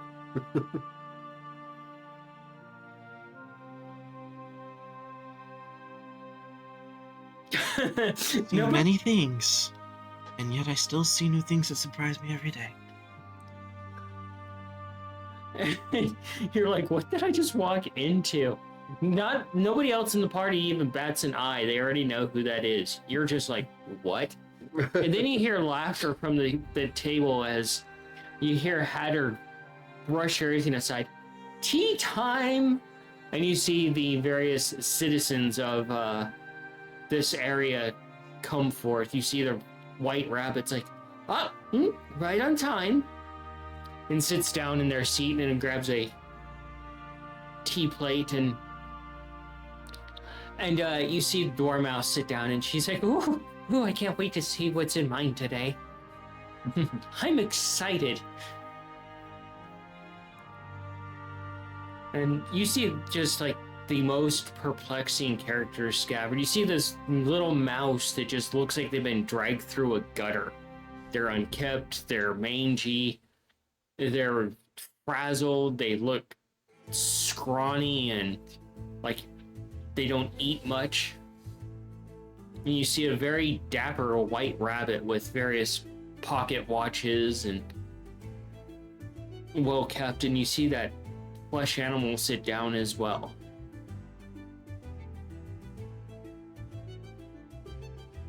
Okay. Madness makes a lot of sense now.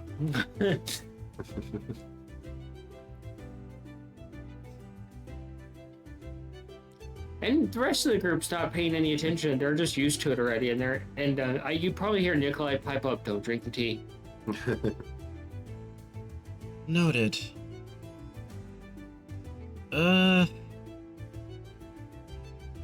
So this is an interesting place.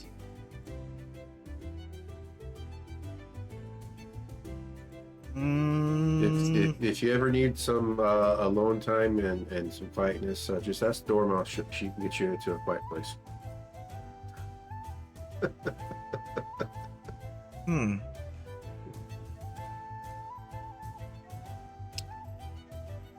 I think what I'm gonna do, for the time being, is simply meditate for a bit. And gather my thoughts on what's been happening, what we know, and possibly come up with a plan of what needs to be done. Nikolai and Mongo, you guys smell smoke. Can you describe the smoke? Does it smell like somebody smoking meat, or does it smell like something's on fire? Smells like something's overheated, and it might be the one brain cell. Jeez. You need to update your cooling there, bud. You think about everything, Scabbard, but you come back to the fact of, like, people keep pointing out that you have Infernal in you and you're still red.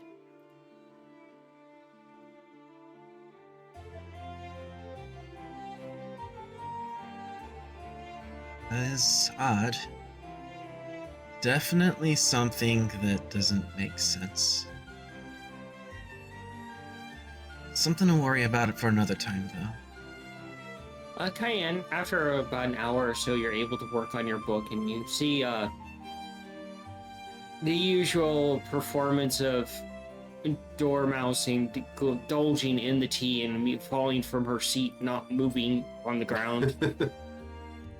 That is tipping me.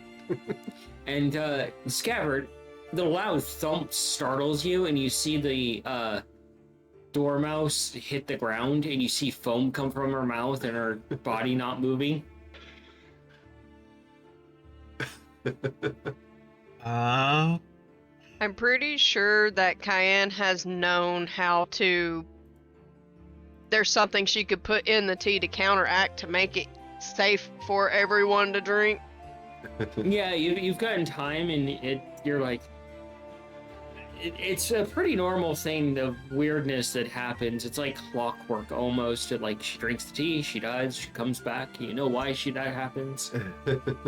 Yep. What just happened? Cayenne's just sipping her antidoted tea.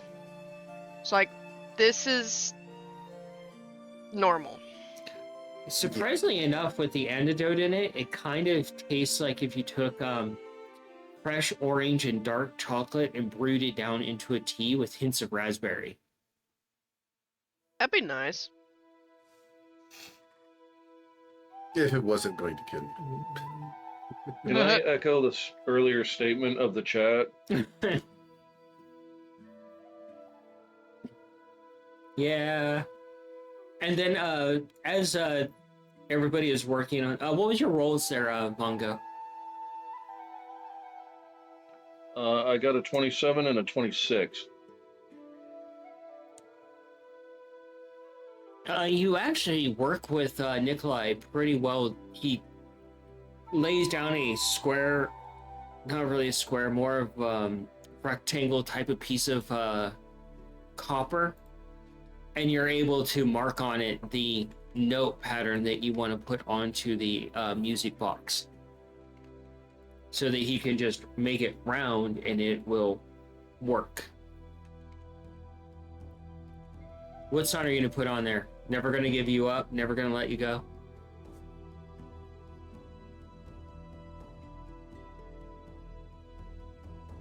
Ice Ice Baby? Go To Ninja pick a Go? song.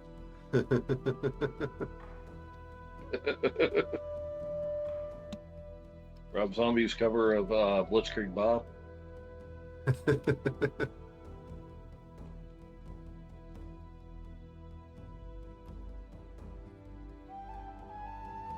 I'm assuming at some point in time the song would have been discussed, Yeah. or at least style of song. Yeah, just make the mechanical stuff work with the magical stuff.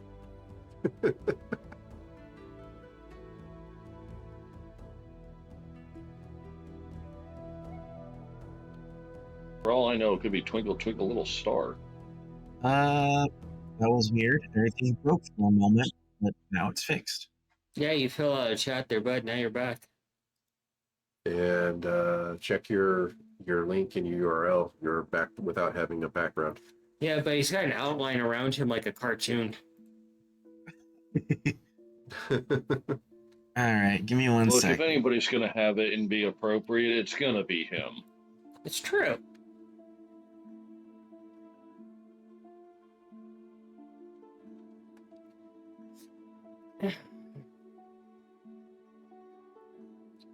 Yeah, so you guys are able to just kind of settle down and actually have some family time as a family for once, despite the ever-ending madness of Alice's camp.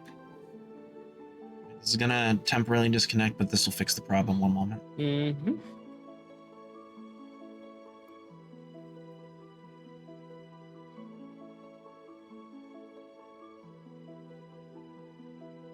There we go.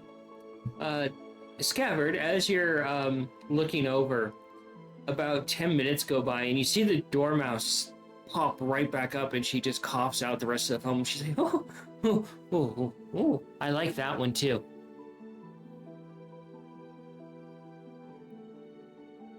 And it sets into you, Scabbard. She was dead as a doornail and now she's alive again.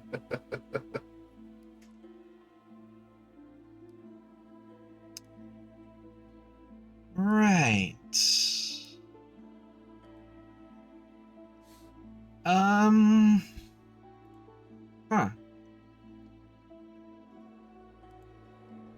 You ever Gently tug on is Nikolai or Mongo or Cayenne, any of the three like nearby close enough? And you're all together kind of just working on your own individual thing. So I mean Mongo and Nikolai are working together on the music box. Cayenne, you'd All be able right. to approach Scabbard and tell him what he needs to contribute to the music box. Yeah, I'm definitely gonna like grab the clothes. It's probably gonna end up being Cayenne, but I'm definitely gonna like gently like tug on like an arm sleeve or a pant leg or something or whatever, and be like, "Is that normal?" Also, I sent you a PDF guide that would have been given to Hatter. Ooh. I just got flashbang. Oh, that is awesome. I didn't want to Scabbard, overload him, but that's I a word we thought don't those would use be here the anymore. best. What was that, Tom? All right. Scabbard, that's a word we don't use here anymore. Normal? Mm-hmm. Fair, fair. 2 notes. That word doesn't have power here. 1, Yes. Cayenne, you get a D10 inspiration die to use at any point. Yee. And 2, as you guys are sitting in this little comfy circle going over things, go ahead and take another level. Really? Oh. Sweet. Nice. Sweet. But I don't get yeah, Scav, first time seeing the reanimation process, and it's bringing up way more questions than answers. So, in short, there, Scav. They live a very, what's the word I'm looking for? A very uneventful life for the most part, and especially the poor dormouse. She has a oath that she has promised to Alice, and she really can't leave this space for various reasons.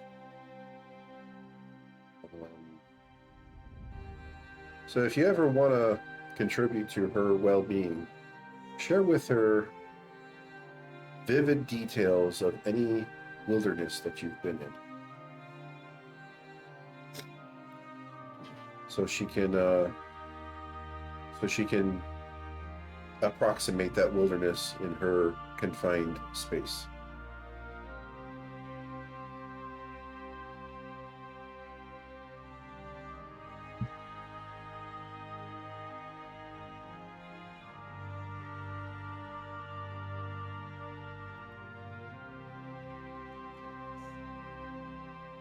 And I have to think on this.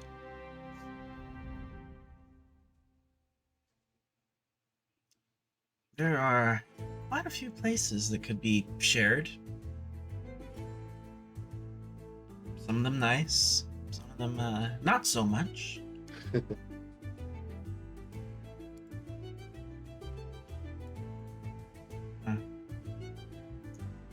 Question is also, go deeper into Paladin?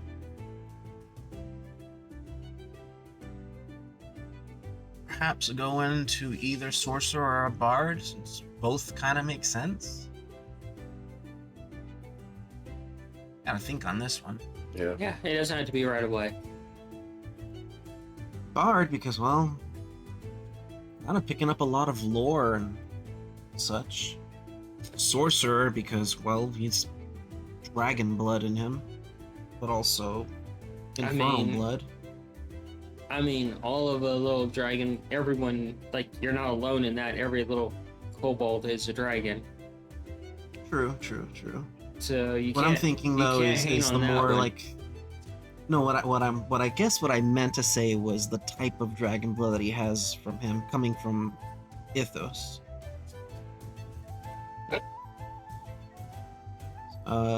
I still think it's really funny if he did go druid, because he just has so many shards of like nature in him, both magical and not magical. By the end of the game, he It changes makes from fucking being. sense. By the end of the game, he's no longer a kobold. He's just a really short treant. Would that be a bushant? I think it would just be a shrub. Shrub it. Shrub. The flaming hellscape of the burning temperament.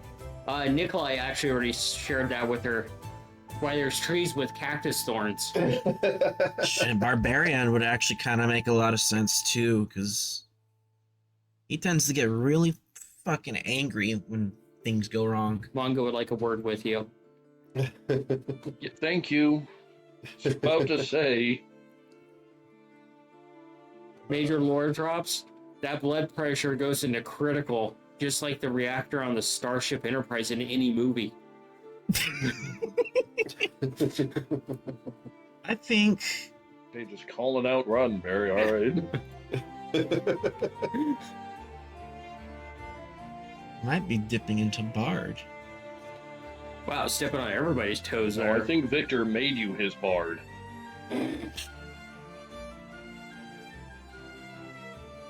I mean, it makes the most sense. He's learning so much lore. The Bard of Teak Clappeth. First level, you get a thick dump truck. What?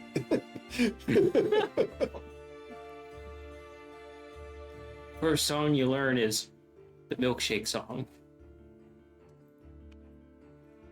Is that how he casts Thunderclap? And Toxic Cloud.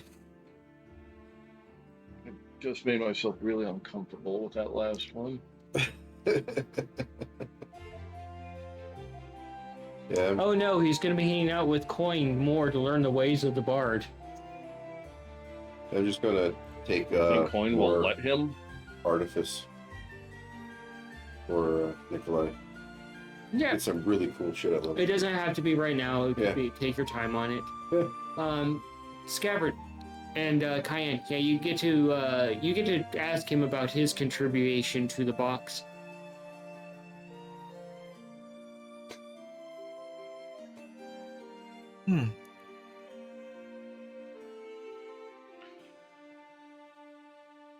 Scav or Mongo asking? You asking Scab because you haven't had a chance to talk to him about it yet. You've talked to Mongo, you've talked to Nikolai, you just haven't talked to Scab yet.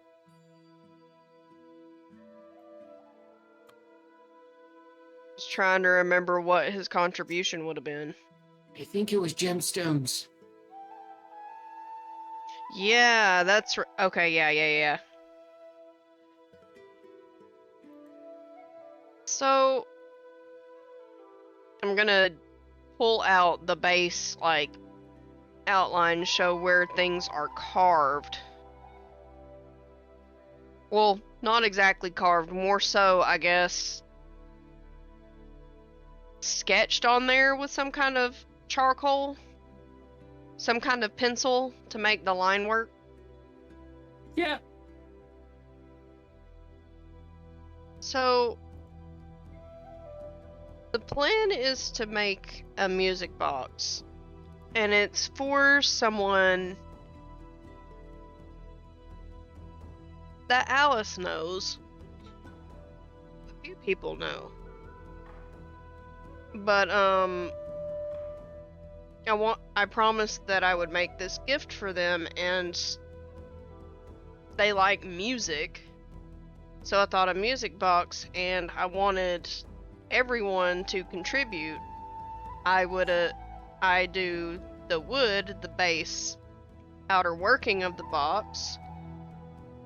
Nikolai working on the mechanisms on the inside, the gears. Mongo helping with the music because he has the best ear for it. Also very showy, so in a good way. And you know everything. Well, I wouldn't say everything, but you know more than all of us, including the druid. Shiny rocks.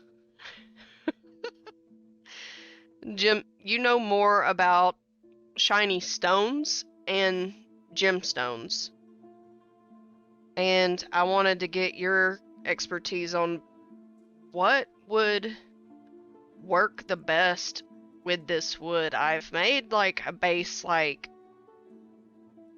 design of what I want to carve into it on the outside, but I want you to look over this and see how you would, I guess, is the right word encrust? Because it wouldn't be embossing. Embossing's completely different. Adorn. There we go. I Bedazzle. wanted to, yeah, but yeah, that, yeah, Bedazzle. yeah. I forgot. Fuck, I forgot that was a word. Oh God, I just remembered an even worse word. Embellish. And nope, no, not bedazzle. Vajazzle. Oh, God. Yes, that was a real product. Yes, that was a thing, and I fucking hate it. I forgot about it. Thank you for reminding me. You must suffer with me. I'm gonna go ahead and take a look at it. It's almost like, did you ever watch Disney's Fantasia? Like at all? Yeah. Do you remember the one scene in it with the dance of the Sugar Plum Fairy, or it was the dance of the winter sprites? You know, the kind of like curvy kind of wind-like designs that they did when they were skating on the icy pond? Those kind of weaving and curling lines, how they, Yeah. a lot of artists animate wind. Kind of those dainty, whimsical swirls mixed with very simplistic Celtic knotwork is kind of what I have drawn for like the base, like designs to go on the outside of the box. It would be as symmetrical as you can get when it comes to knotwork.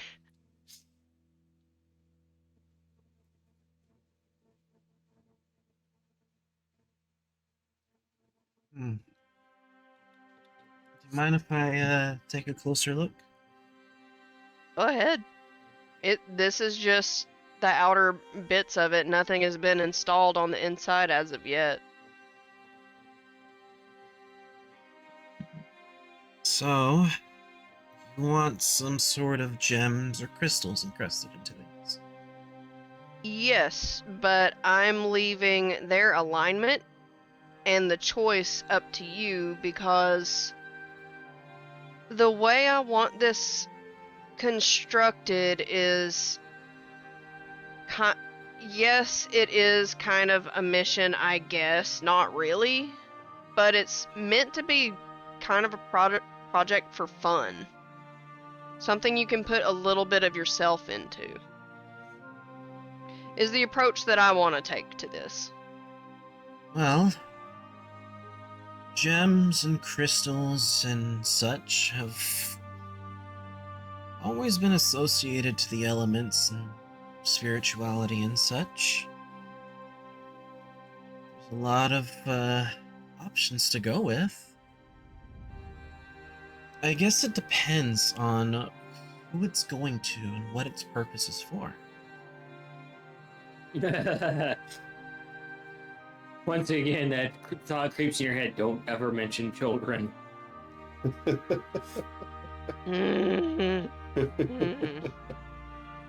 Or the F word.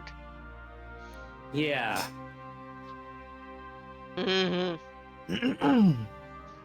It's going to an awesome individual who you should never mention the word food around, or children.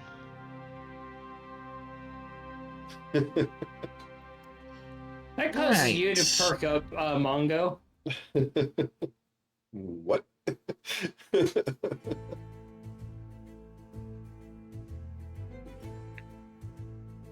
Still have a lot of questions. Just a Mongo, are you worm. ever not gonna have questions, buddy? Just a worm. That's all. Just a worm. Well, A worm that is very intimidating. Let's see.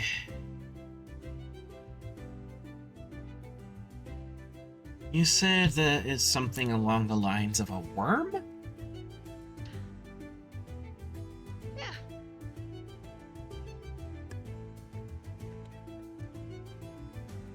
Intimidating worm. Hmm.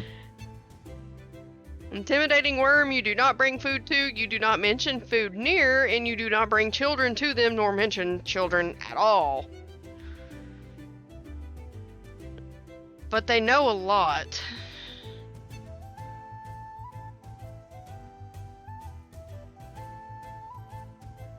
Alright, well...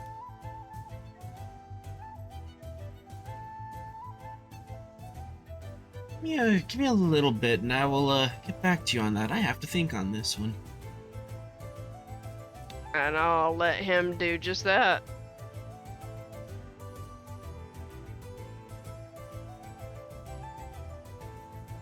So the night goes by and the next day comes. As you think on this, Scabbard, on how to incorporate these elements, it's going to take a bit of time. You can message me. I will send it to you right now, but I think I know the exact one and it makes perfect sense based on what Cayenne just shared too. Yeah, probably the most intimidating worm you'll ever meet.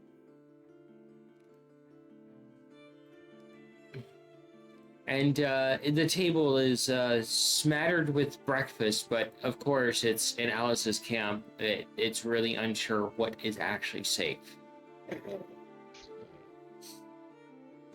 The food, some of it smells absolutely delicious, and Mongo, you're probably like, I want to eat that, but that will probably kill me in a matter of seconds. Yeah, there's a chance.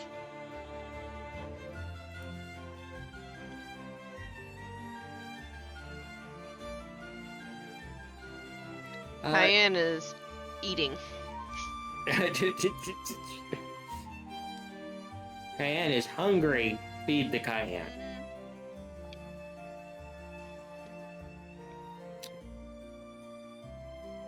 And Alice walks up behind you, Cayenne, as creepy as ever. We depart soon.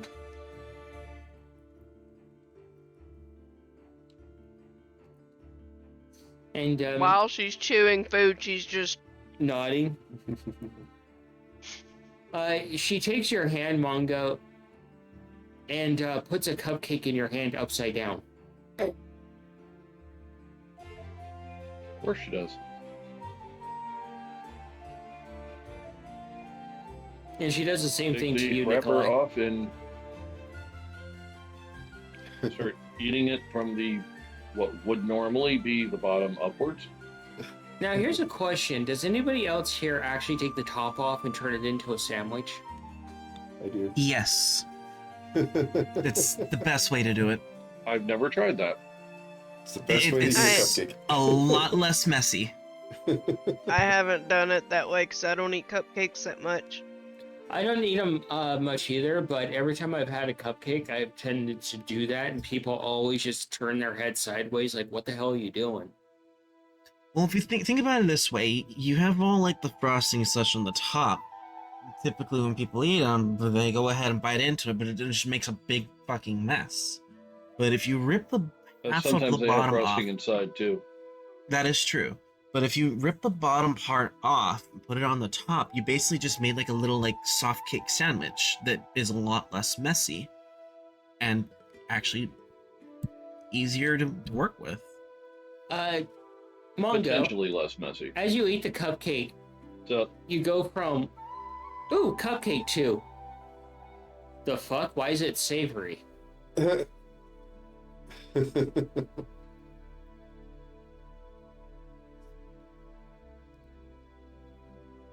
yeah, no, that would be a fucking surprise. The frosting isn't actually frosting, it's mashed potatoes, and inside is like a steak stew with meat and green beans and onion and carrots. So it's not a shepherd's pie, it's a shepherd's cupcake? Yeah. Actually, could be pretty cool. Okay. Individually portioned shepherd's pie. Yeah, no, I'm Be pretty definitely tasty. caught off guard, but yeah, still going to town on it. Unless that cake is like chocolate cake. If it's like No. rye bread or something. It's like that. kind of like white and fluffy, and what you thought were poppy seeds are actually black pepper kernels that have been broken up.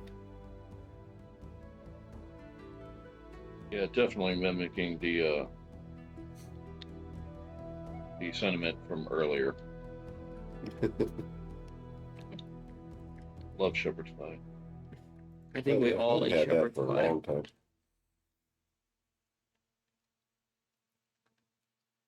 And Alice hands you one as well, Cayenne, and yours is right side up.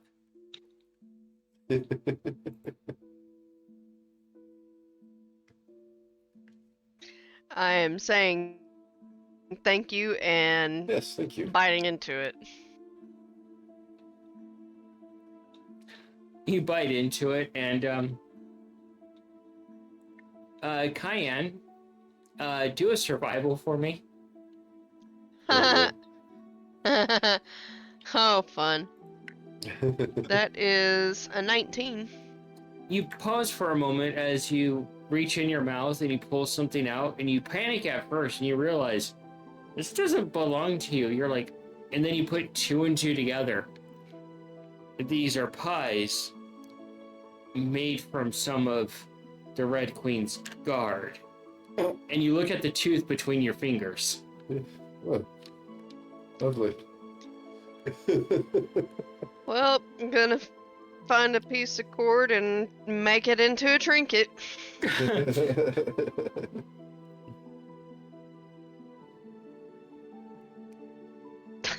So the recipe for these, is that a closely guarded secret?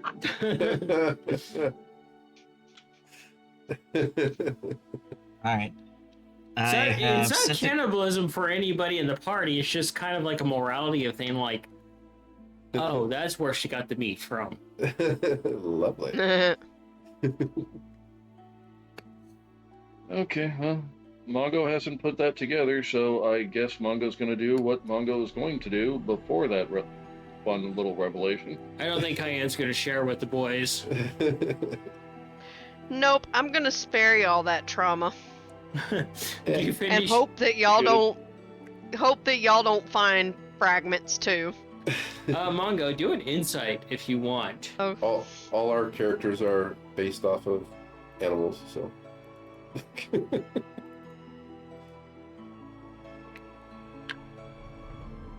Right.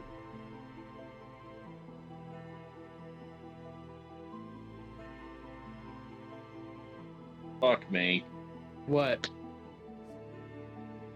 Natural 20. Nice. You look over at, as you're eating this cupcake and your tail's wagging a little bit because of how delicious, and you look over and you see Cayenne pause for a moment, and you see her starting to make a trinket out of something that she found in the cupcake, and you narrow your glance a little bit and you realize it's a tooth, and then you look at the cupcake in your hand.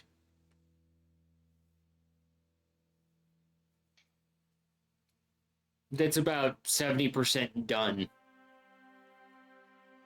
Was it delicious?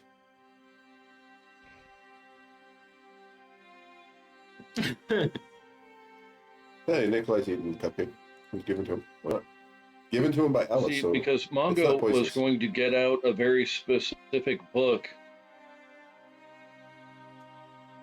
and right in there,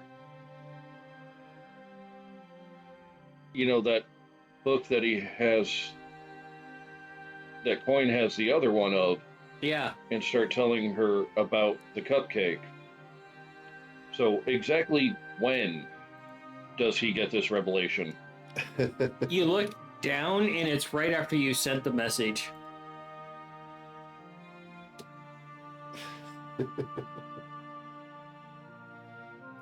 But you do know that the recipe can be modified Right. to not include guardsmen.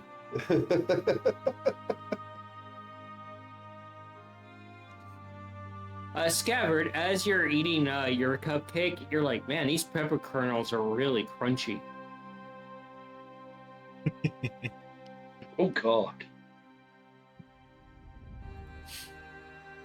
Doesn't bother you at all. You're a fucking lizard.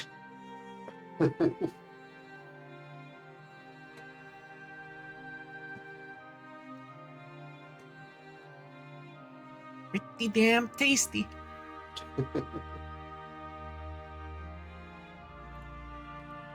What are you doing, Mongo? I see your brain plotting over there.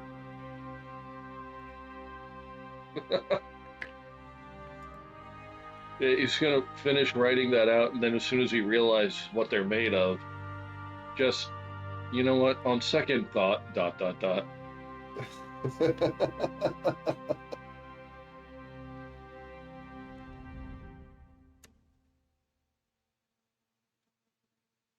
Just gonna quietly whisper to Cayenne as you try to not alert the other two. Like, is that what I hope it isn't?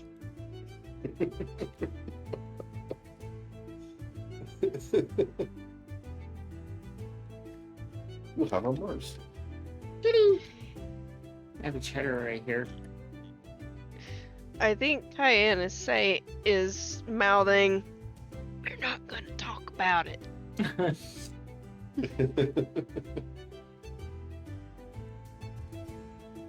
Yeah, that's what I thought.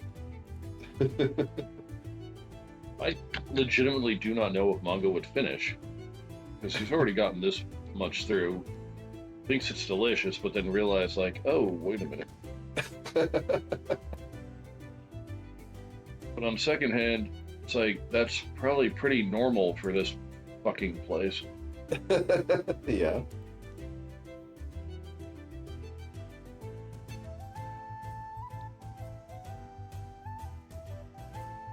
I really don't know. Tom has hit a morality crossroads.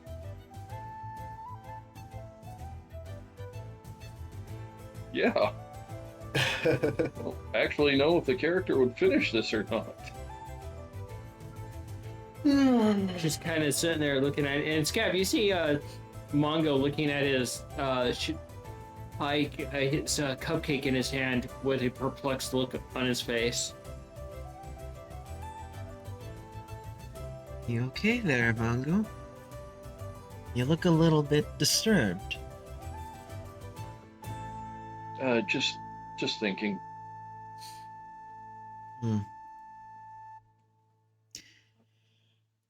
Okay. Inspiration comes at the weirdest times. Here's some very crunchy cupcakes. just munching on one. You haven't gotten anything crunchy in yours, Mongo. Yours has been like all tender, soft meat.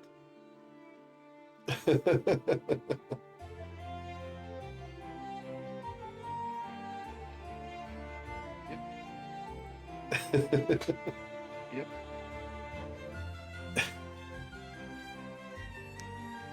Any word yet, Alice, and when we'll be taking off? She looks over, sitting at the table. After breakfast. Oh, fantastic. Interesting concoction of a meat pie in the form of a cupcake. It's tasty.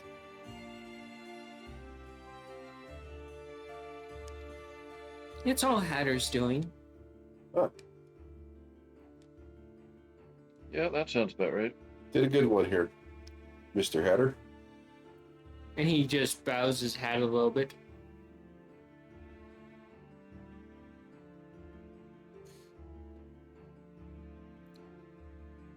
And go ahead, Cayenne. before we left, after breakfast and before we left, I would have presented Hatter with my little makeshift guide that I sent to you. He takes it from you and he looks over it.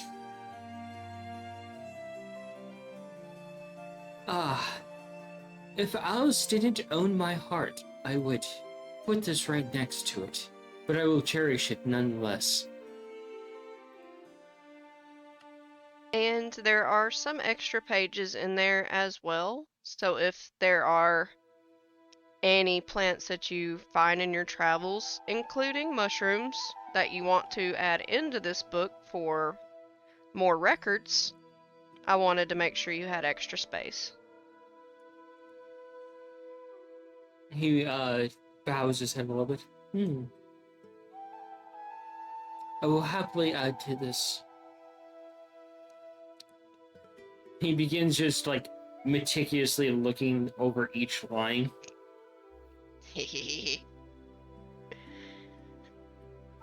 Given medicinal herbs and given good plants that can be cultivated and eaten, made into tinctures and everything else.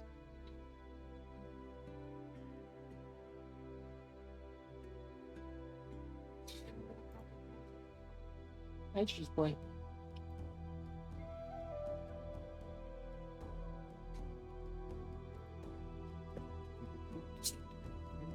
Really? He sneezed. He did sneeze. So, I felt it over here. So, Scab, you see Alice add something to her tea and just mix it in, some sort of liquid, and kind of makes you raise an eyebrow because she never seems to be drinking, from the small time you've been here, any of the teas that the Hatter makes. It's her own personal tea. I'm not gonna question it.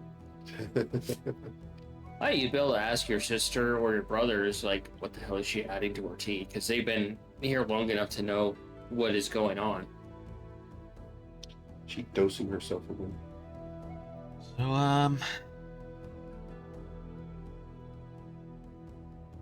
who is this, hook person we're about to go and, speak with? Well, we were supposed to follow another character, another creature. Well, not even go too far beyond that. I would like some words about said person. To take us to go speak with the Sphinx. But he turned out to be a vile, disgusting monstrosity that needed to be eliminated. Again. And Piece of shit. And Alice has gracefully provided assistance with garnishing travel from this Captain Hook character, so that because he knows every place of this realm and can help us, it can bring us to the Sphinx himself. You hear the white rabbit speak up, interjecting, I hope you don't tick, tick, tick, tick, because Hook does not like lizards that tick. That's right. Hence the comment about the boots. Yeah, so make sure your gear is strapped down nice and tight there, Scav, so you don't make any clicking sounds. Yeah. You do not want to sound like a clock. At all. Nikolai, with all the gizmos that you have, do any of them do that? Oh yeah, they do. You still have that one watch I bought from that goblin in the gray market or the black market.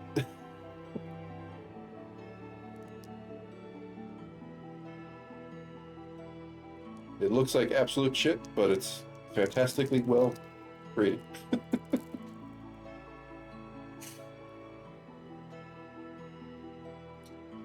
So, breakfast goes by, and then Alice stands up and puts her hand on the table. Well, shall we? You've had your fill of the meal. Yeah, we probably shall, shan't we? And she just heads into the one of the mushrooms with the giant mirror in it.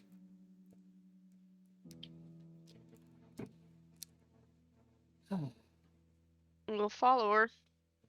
I would say have safe travels, but there's no such thing as safe travels. Not coming with us? I don't see why I would go with you. Could be fun. We have different definitions of fun. I suppose so. That is very true. And you watch Scabbard as she turns towards the mirror. Mirror, mirror. And you see a face apparate in the mirror. Towards her.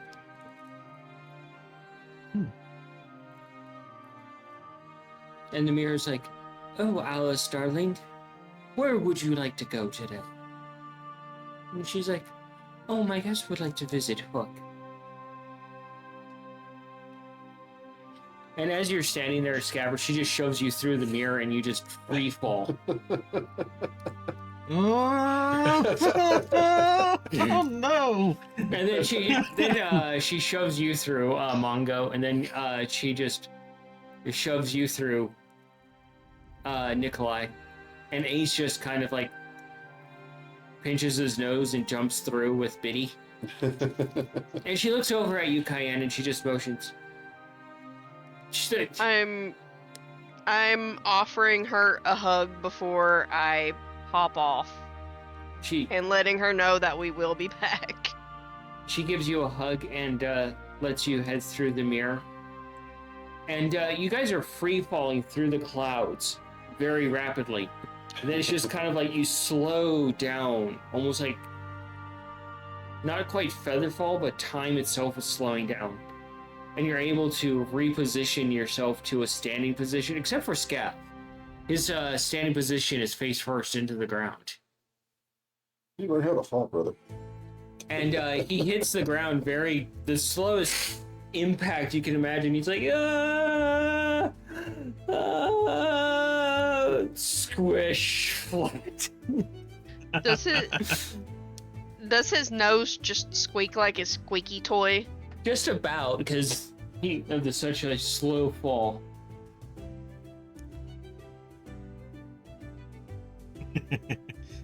Love it.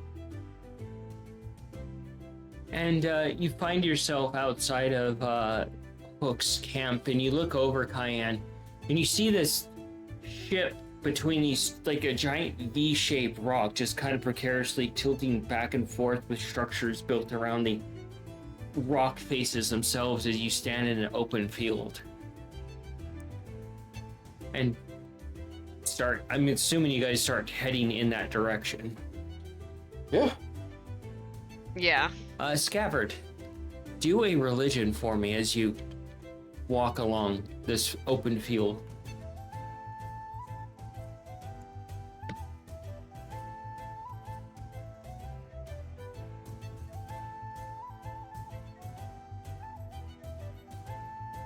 $24. Do an insight for me.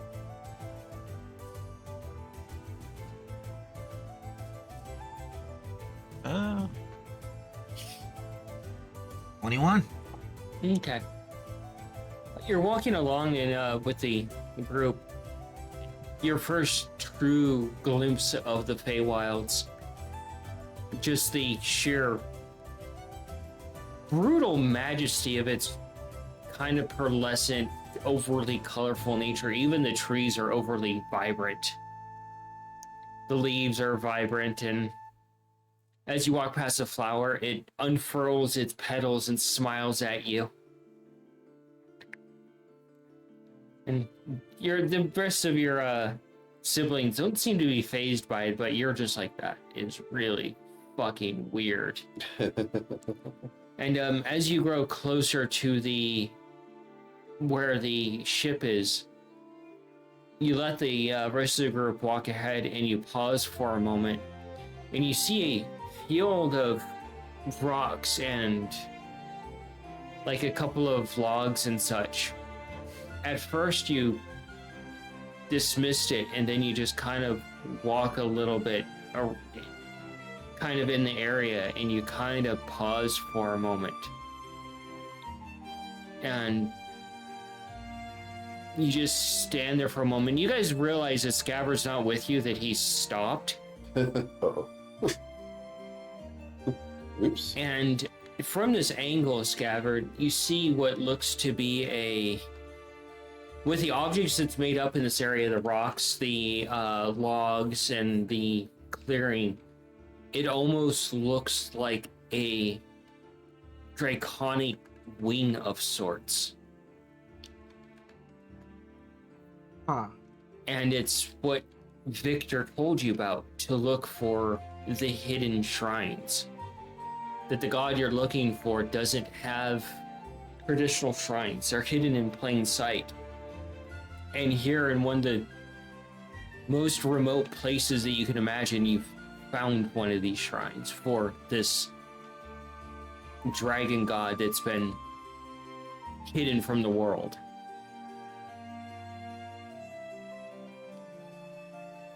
What do you do? I'm gonna go ahead. I'll draw my blade, since it's more or less my holy symbol. And using the hilt of it, like the I guess the pommel end, basically use that as more or less like my little catalyst there. And try and reach out to this through this shrine. Come up with some sort of prayer. I'll do so in Draconic as well. It's probably like very weird for the rest of the party to see him do this, but We kept walking. Well, you eventually stopped. We realized, we need to make sure that we don't get separated. Scabbard is new here.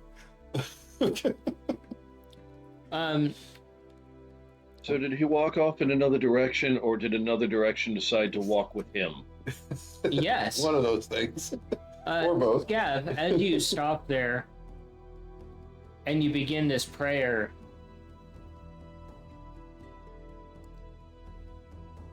and you look up into the sky and you see this, almost like this hand reach out to you. And you guys see Scav just kind of standing there looking up into the air. Yeah, you okay, buddy? Do you reach up and take the hand?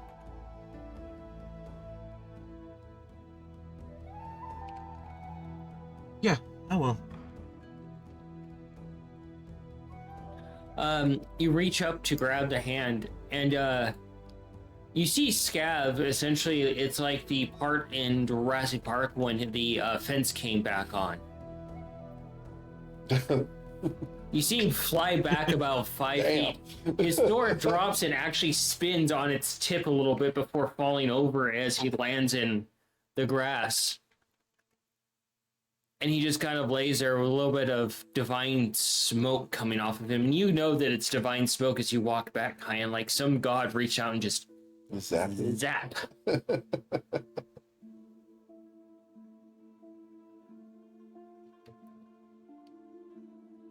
I just Cayenne imagined. is just Oh, go ahead. Cayenne is just looking down at Scav like, do you ever learn?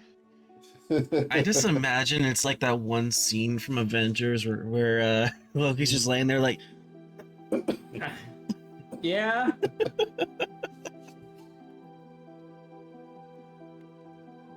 Scav, Standing near his hip.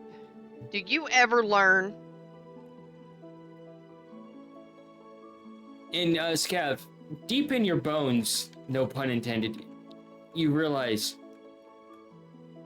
you found her shrine, and you kind of reached out and touched Faith. Touch. think Found a lost And god. then Faye said, no, not without my consent.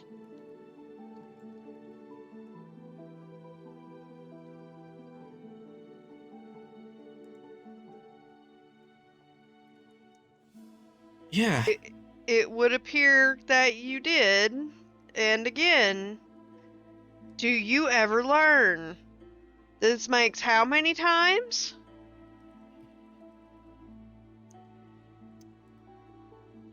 Good question. From what you know, Scav, is that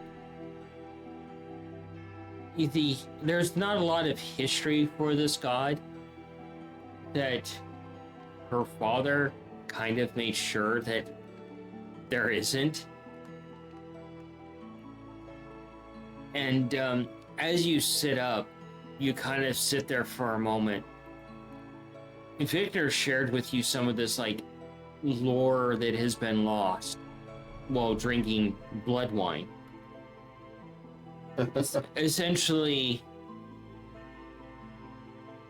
the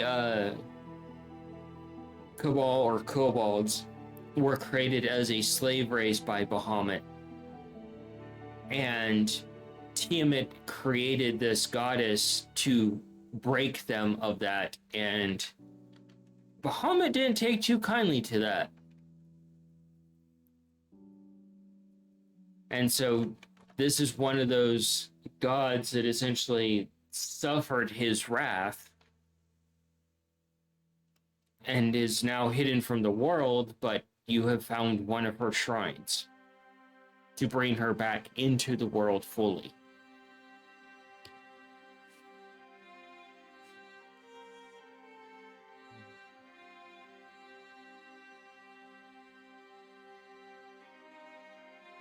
I'm gonna go ahead. Motion for some help from Cayenne. Can you grab my my book over there that's in the pack? The one that Orina's in. It's important. I'm gonna sit up for a moment and reflect on this. Figure out what to say. He looks like he got barbecued pretty good. You can see little sparks jumping between the plate of his armor. Dang.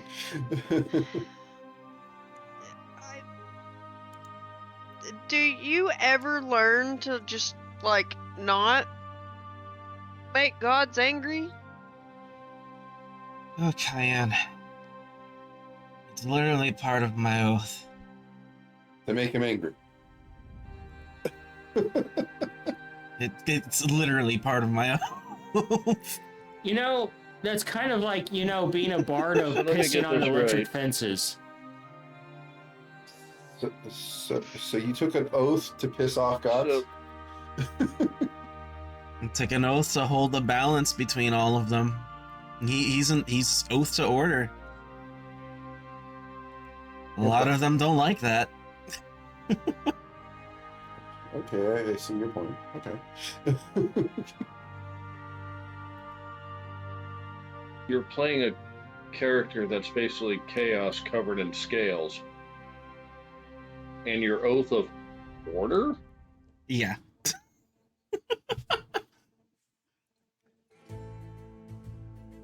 All right. All right. So as you So what's your battle cry? Would you like fries with that? no, Not that one. no, his battle cry is, "Sorry, the machine's broken again."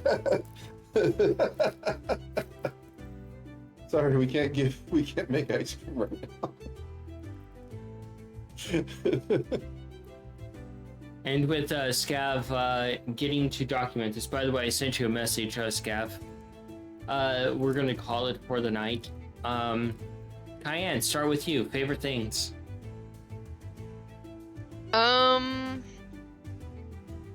Lord. Talking to yourself again? No. Third person talking.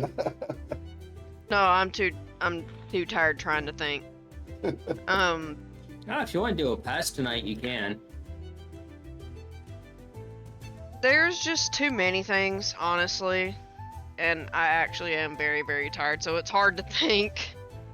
The biggest takeaway is getting the grimoire to Hatter.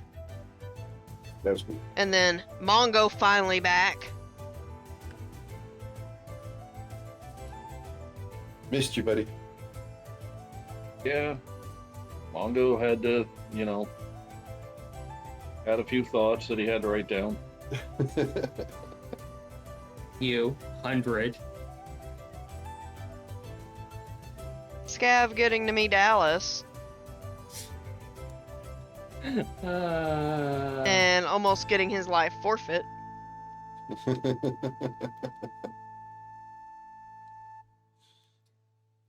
Alice isn't too fond of new visitors. To the Puritan camp. I don't blame her. And also, the little stipulation with the tree to be able to go through having to make an old tree bear fruit. I'm just picturing a poor fairy seeing one of those pieces of fruit and taking a giant bite out of it, and suddenly they're a sprite.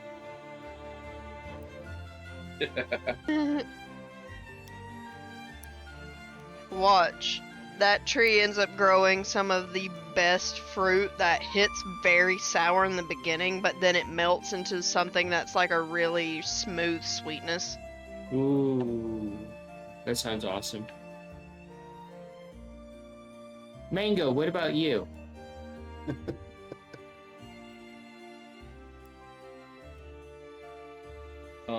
Coolest thing tonight was actually being able to fucking hear everyone. Yeah.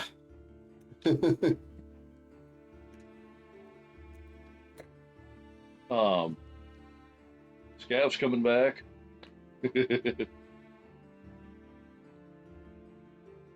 Playing 47. Can't wait to fucking use that one.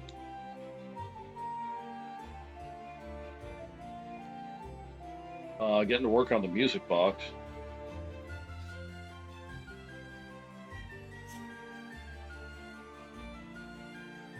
Tree travel was pretty funky. Yeah.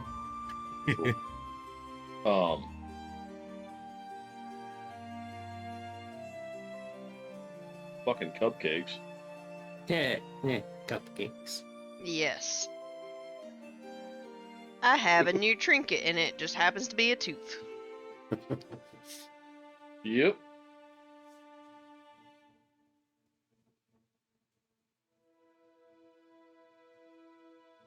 Mongo and his constant headache due to the realm that he's in continues.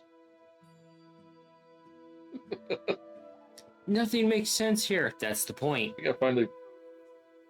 Yeah. For the control freak, this is not ending well.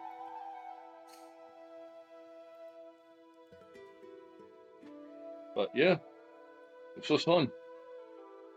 What about you, Scav?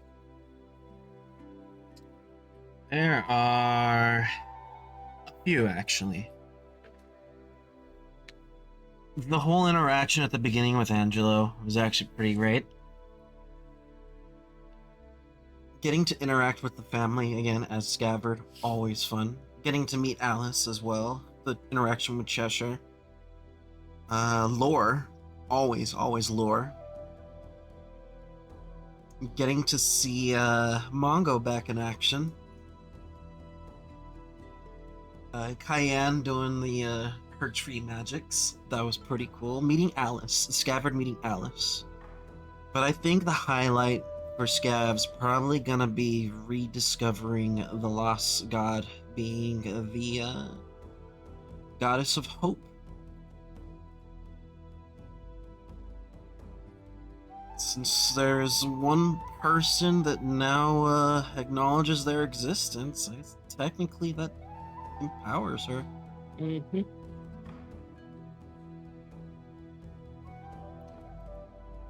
Nikolai. Quite a few things. Top of my list is one that I've been looking forward ever, because it's something that Nikolai can now do to seriously help out the party. In particular, Mr. Mongo over there. You'll be getting a ring of spell storing from Nikolai sometime soon there, Mongo. Oh shit. At least one.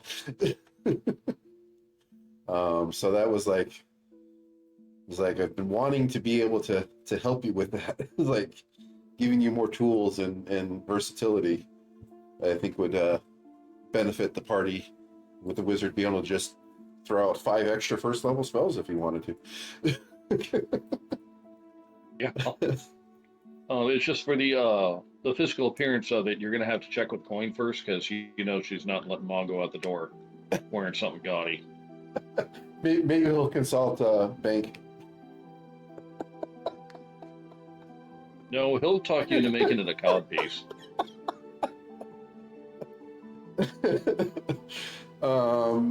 Top of that, the interaction with Angelo with the arrival in Kuzzle, that was pretty cool.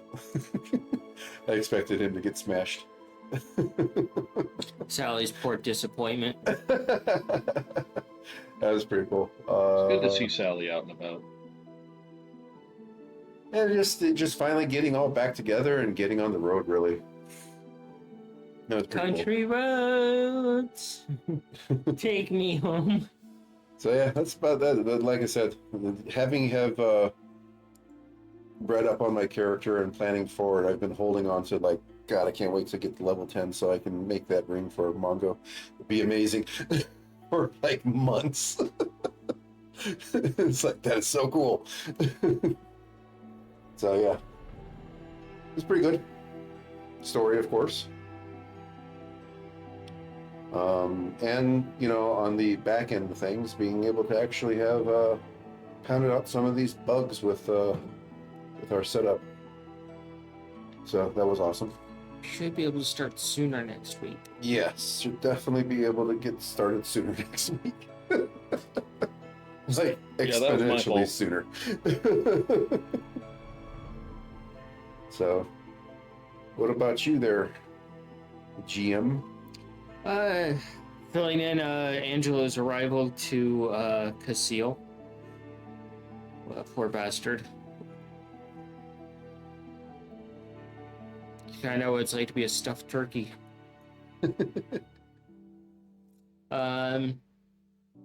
Scabbard being back, and the various foods. Oh, Biddy trying to defend the party. That was cool, actually. Yeah. Yes. Yeah. Biddy's great. It's like there's this whole other group running with the kids, and it's just all the familiars and pets. Yeah. Which is pretty great. You literally got 3 extra characters you can play. Yeah, and they're all quite different. Yep. Cayenne making that book for Hatter is pretty amazing. That gives him something new to do outside of just brewing death. Or is it now a new dimension of death with flavor?